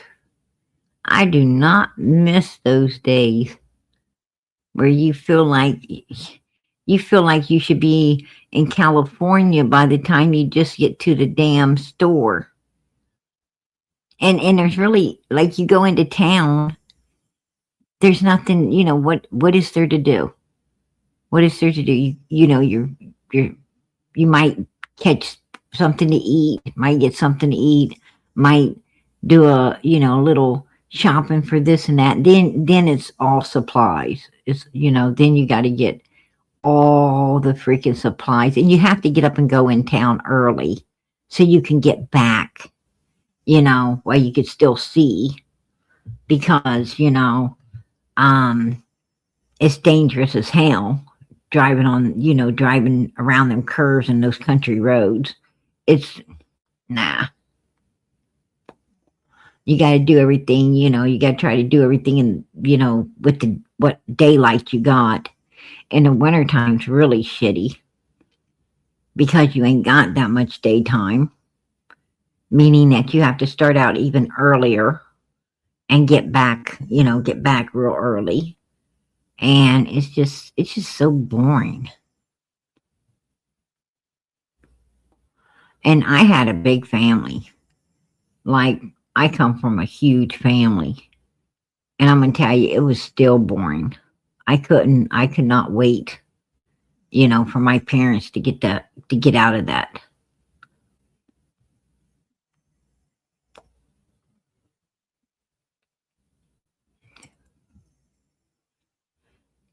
Oh, I do drama.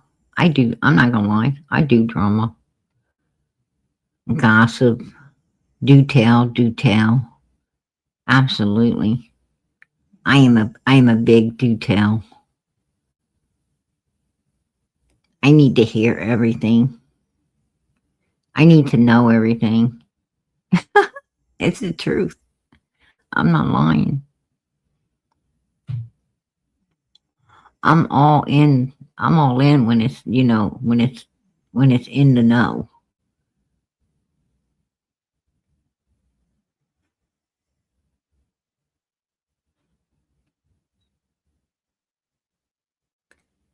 A lot of people do love that country life.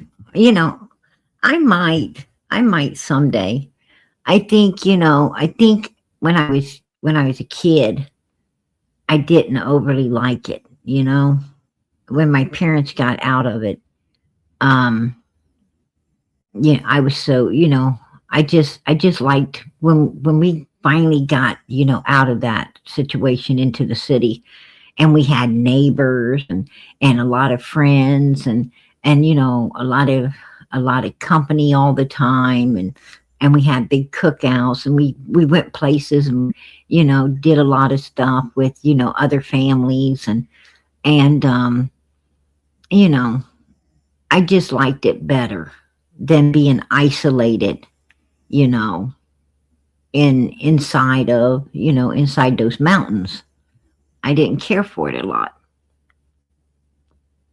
And I didn't, I also didn't, like having to, you had to worry. And to be honest with you, I want to tell you another thing about country life that I didn't care for, is they always got a fucking cemetery in the backyard.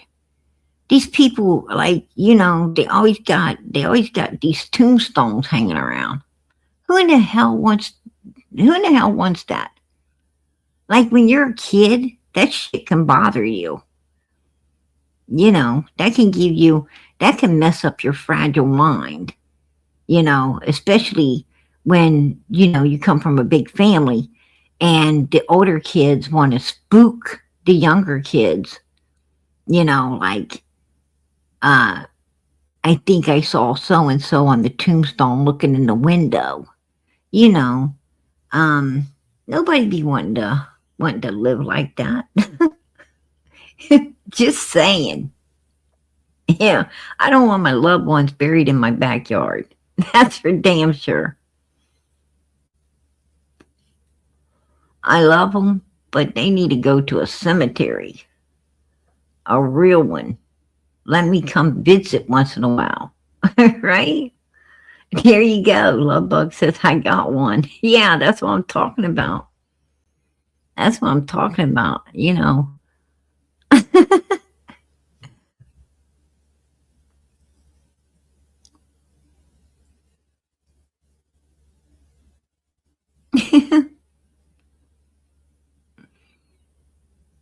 We have 7 on this mountain, right? That's what I'm talking about.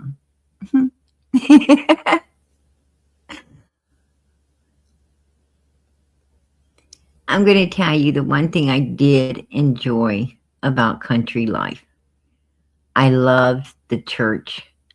I loved the little, you know, one-room church houses that you could hear, you know, you could hear the singing. It's like when all their voices joined together, it just floated out into the air like, you know, so beautiful. It was so beautiful to hear, you know, all the voices, like, you know, like a band of angels singing. That was beautiful. I did like that, you know, about country life. But other than that, I can't say I cared a lot for it.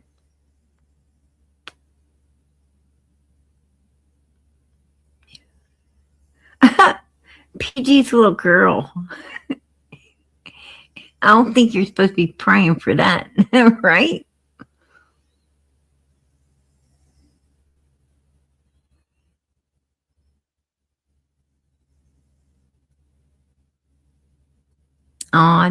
Yeah, that's, you know something second to none. That is true. That is true. There is a lot of noise. There is a lot of crime and drama. There, you know, but you can help a lot of people.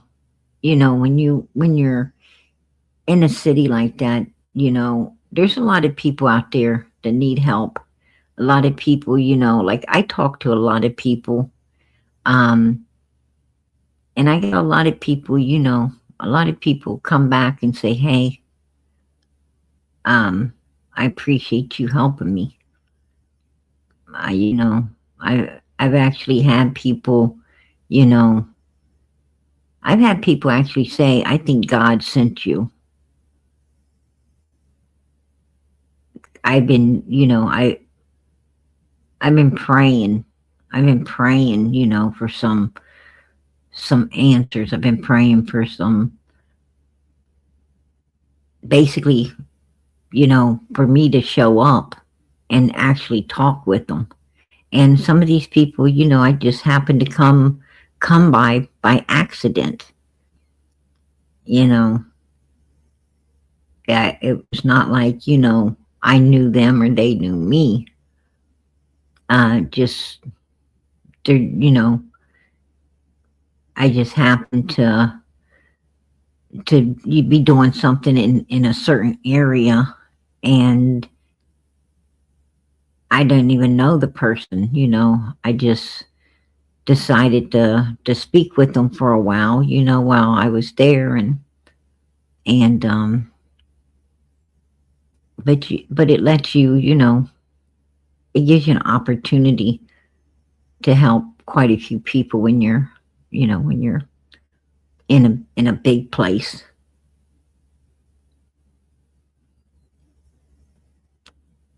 But I think we're all put where we're needed. You know, that's what I think. I think God lets us like the life we're living, because that's where we're supposed to be and what we're supposed to be doing. If you're in a small place, then, you know, and like the isolated country life, then that's where God puts you. There's something there that, you know, there's something there that you're supposed to be doing. If you're in a big city, then that you're, you know, I'm a people person, so I'm where I'm supposed to be.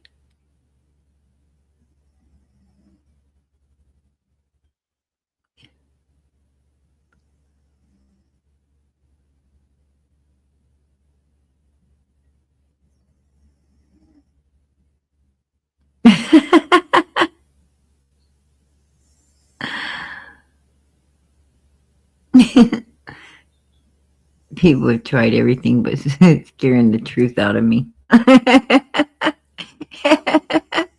And that is the truth, right?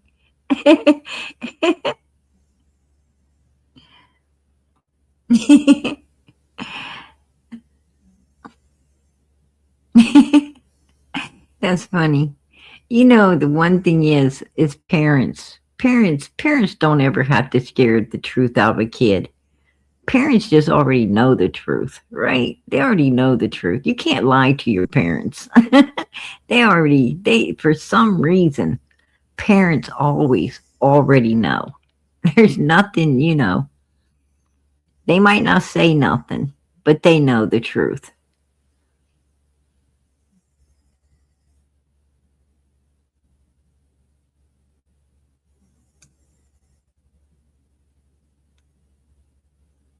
And exactly.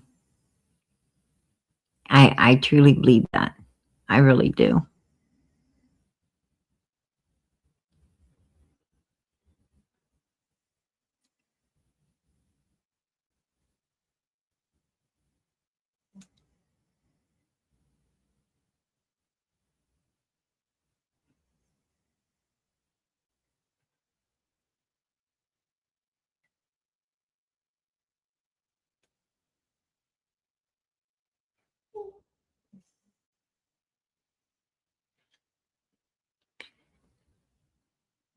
Huh.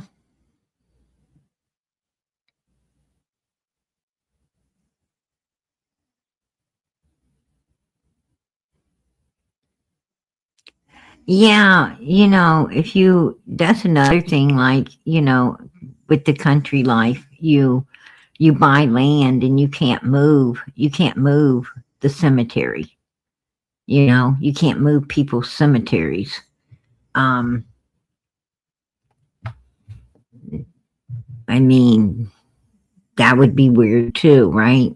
It's like you don't have your loved ones in that cemetery. You're on some land with somebody else's people and you don't even know who those people are. It's like, whoa, that's scary shit.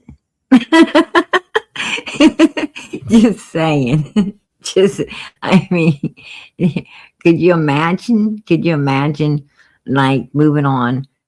Could you imagine moving on to some land where Fred Hill and Laura's or Don Wells and Candace's are? Oh my freaking goodness.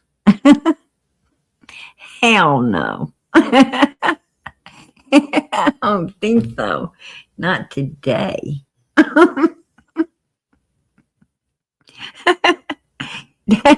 That'd be some scary shit.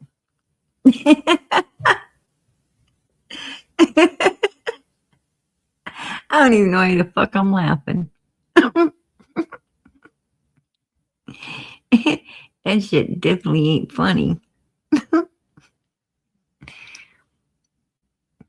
And you wouldn't even be able to move them, right? Somebody need to dig that shit up and get it out of there, right? Oh my god, that'd be horrifying. Could you imagine? You imagine the freaking coffin pop open and Candace roll out? That would be whoa.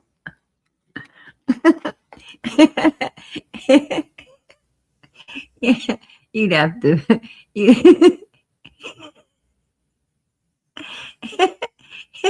You'd have to use a piece of that wood to put a for sale sign. Put a quick for sale sign in the yard.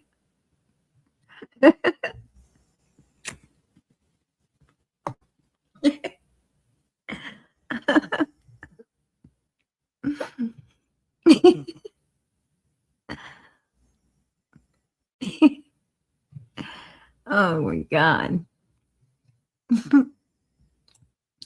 It'd be bad enough. Fred here and Laura, but Candace, Grandis, and Donald, come on.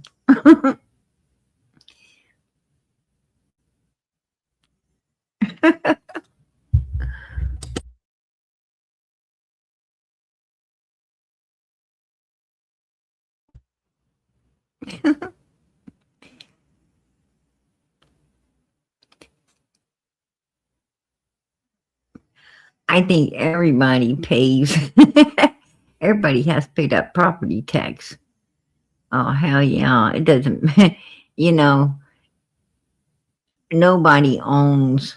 You're not going to the government. The government's made it so they own every piece of dirt in America. No matter where you live, you're paying property taxes. You own a piece of property, you're getting your ass taxed, which ain't right. It ain't right, but you don't ever really own shit.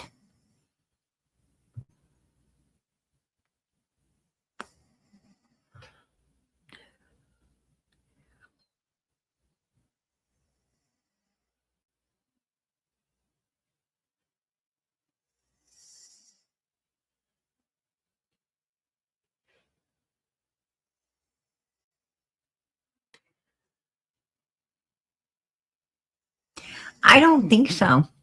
I don't think so. If you got a cemetery, on the property, you can sell it. They can just fence the cemetery off and sell the rest of the land.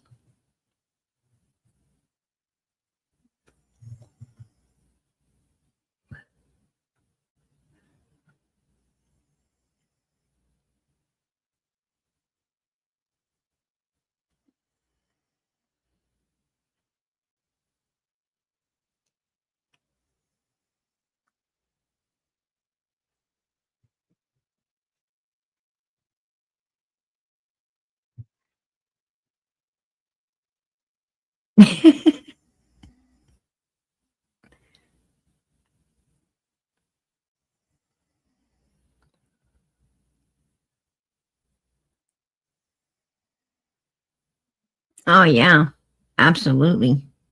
Uncle Sam. I'm going to tell you something. Uncle Sam, man, that dude's been alive forever.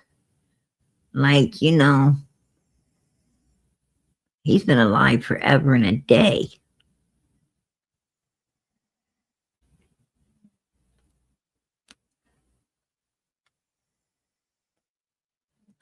All right, you guys, I'm going to head out of here. I want to get out of here for the night. But I just wanted to come in. I wanted to talk about that flowers. I wanted to talk about, the garden that these people had. And I'm going to tell you what. No. They didn't ever plant nothing before. They ain't plant nothing since. And I just do not believe that they planted anything on June 15, 2021. No way in hell. You have to think about it. If somebody don't plant stuff before, they don't plant anything after, then we're pretty fucking sure they wasn't planting nothing then. It's just common sense. Common sense. And that solidifies what we believe truly happened even more. Law enforcement, I don't know.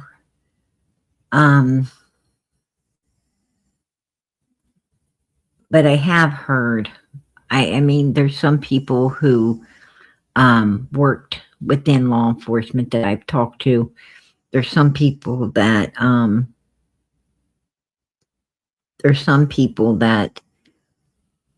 had family that worked in law enforcement that, talked to them as well.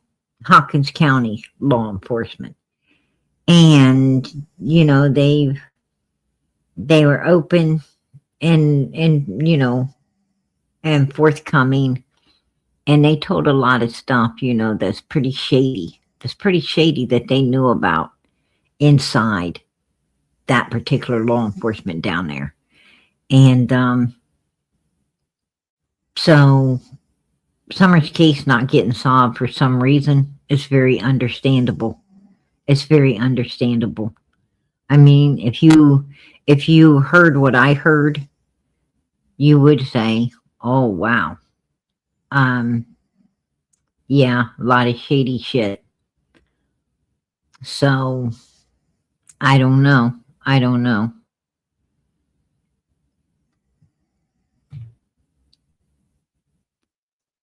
I'm not Hawkins County law enforcement, you know, so I have no idea.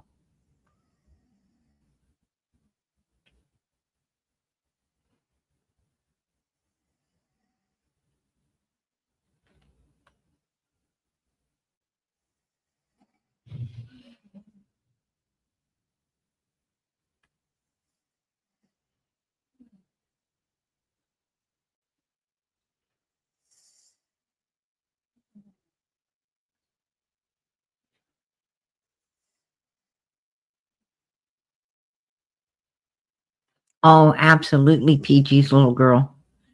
Absolutely, they sure do. They sure do. I'm going to tell you, no one does nothing that these people don't know about.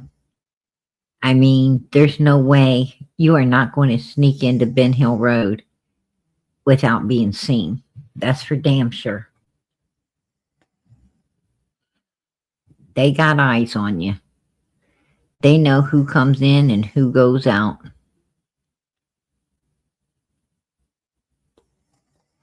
Oh, it could be. It could be. You know, courage isn't the absence of fear. You know, it just means that you trust in God enough to give you what it takes to overcome that fear. That's all it is. That's what courage is. It's what God provides to overcome what would normally scare a person.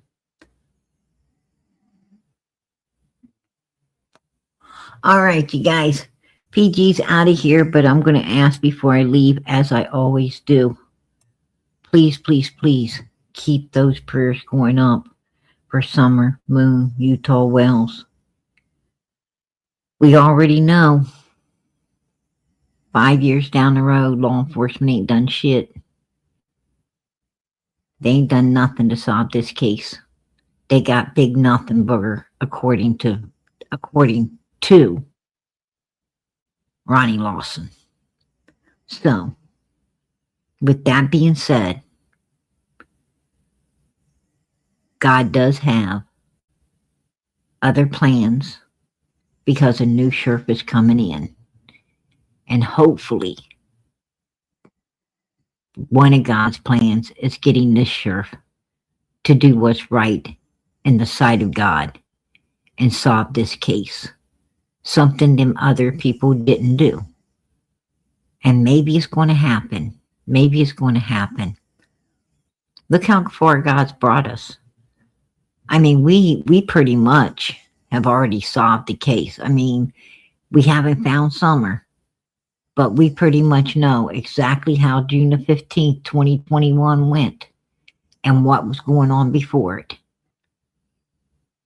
The only part we ain't solved is where Summer went once Candace went out of Ben Hill Road following Chad Arnold. That's the only part we don't know. It's might be the most important part to solve the case. But if God brought us this far,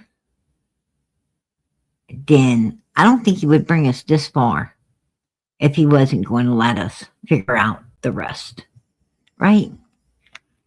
If he wasn't going to bring the rest of it to light, I don't think we'd have got this far. So keep those prayers going up, because prayers is what's got us where we are now. And prayers is what's going to solve this case. So you got to keep praying.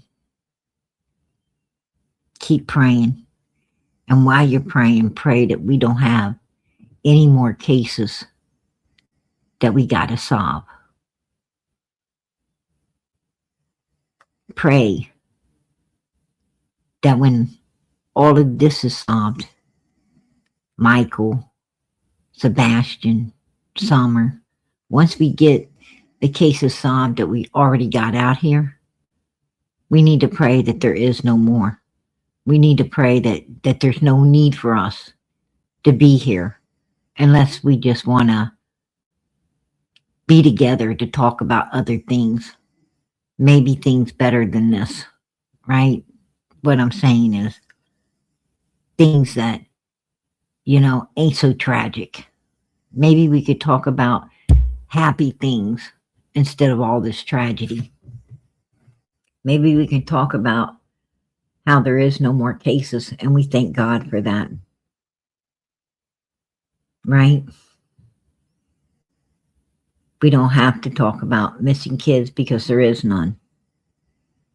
That would be nice. That would really be nice. But keep those prayers going up, because I do know God answers. And keep them going up for one another. There's a lot of people in this chat needing prayer. And I sure appreciate all of you praying for one another. I appreciate you praying for me as well. A lot of people, I needed some prayer a few days back. A lot of people was praying, and I truly appreciated it. I appreciate each and every one of you. Appreciate you being here, being a voice for the voiceless. You don't know how much you are appreciated. I probably don't tell you enough, but you are, and I do want you to know that. God bless. God bless each and every one of you that are here for these missing kids, that are here for one another. God bless you. Good night, everybody. Much love.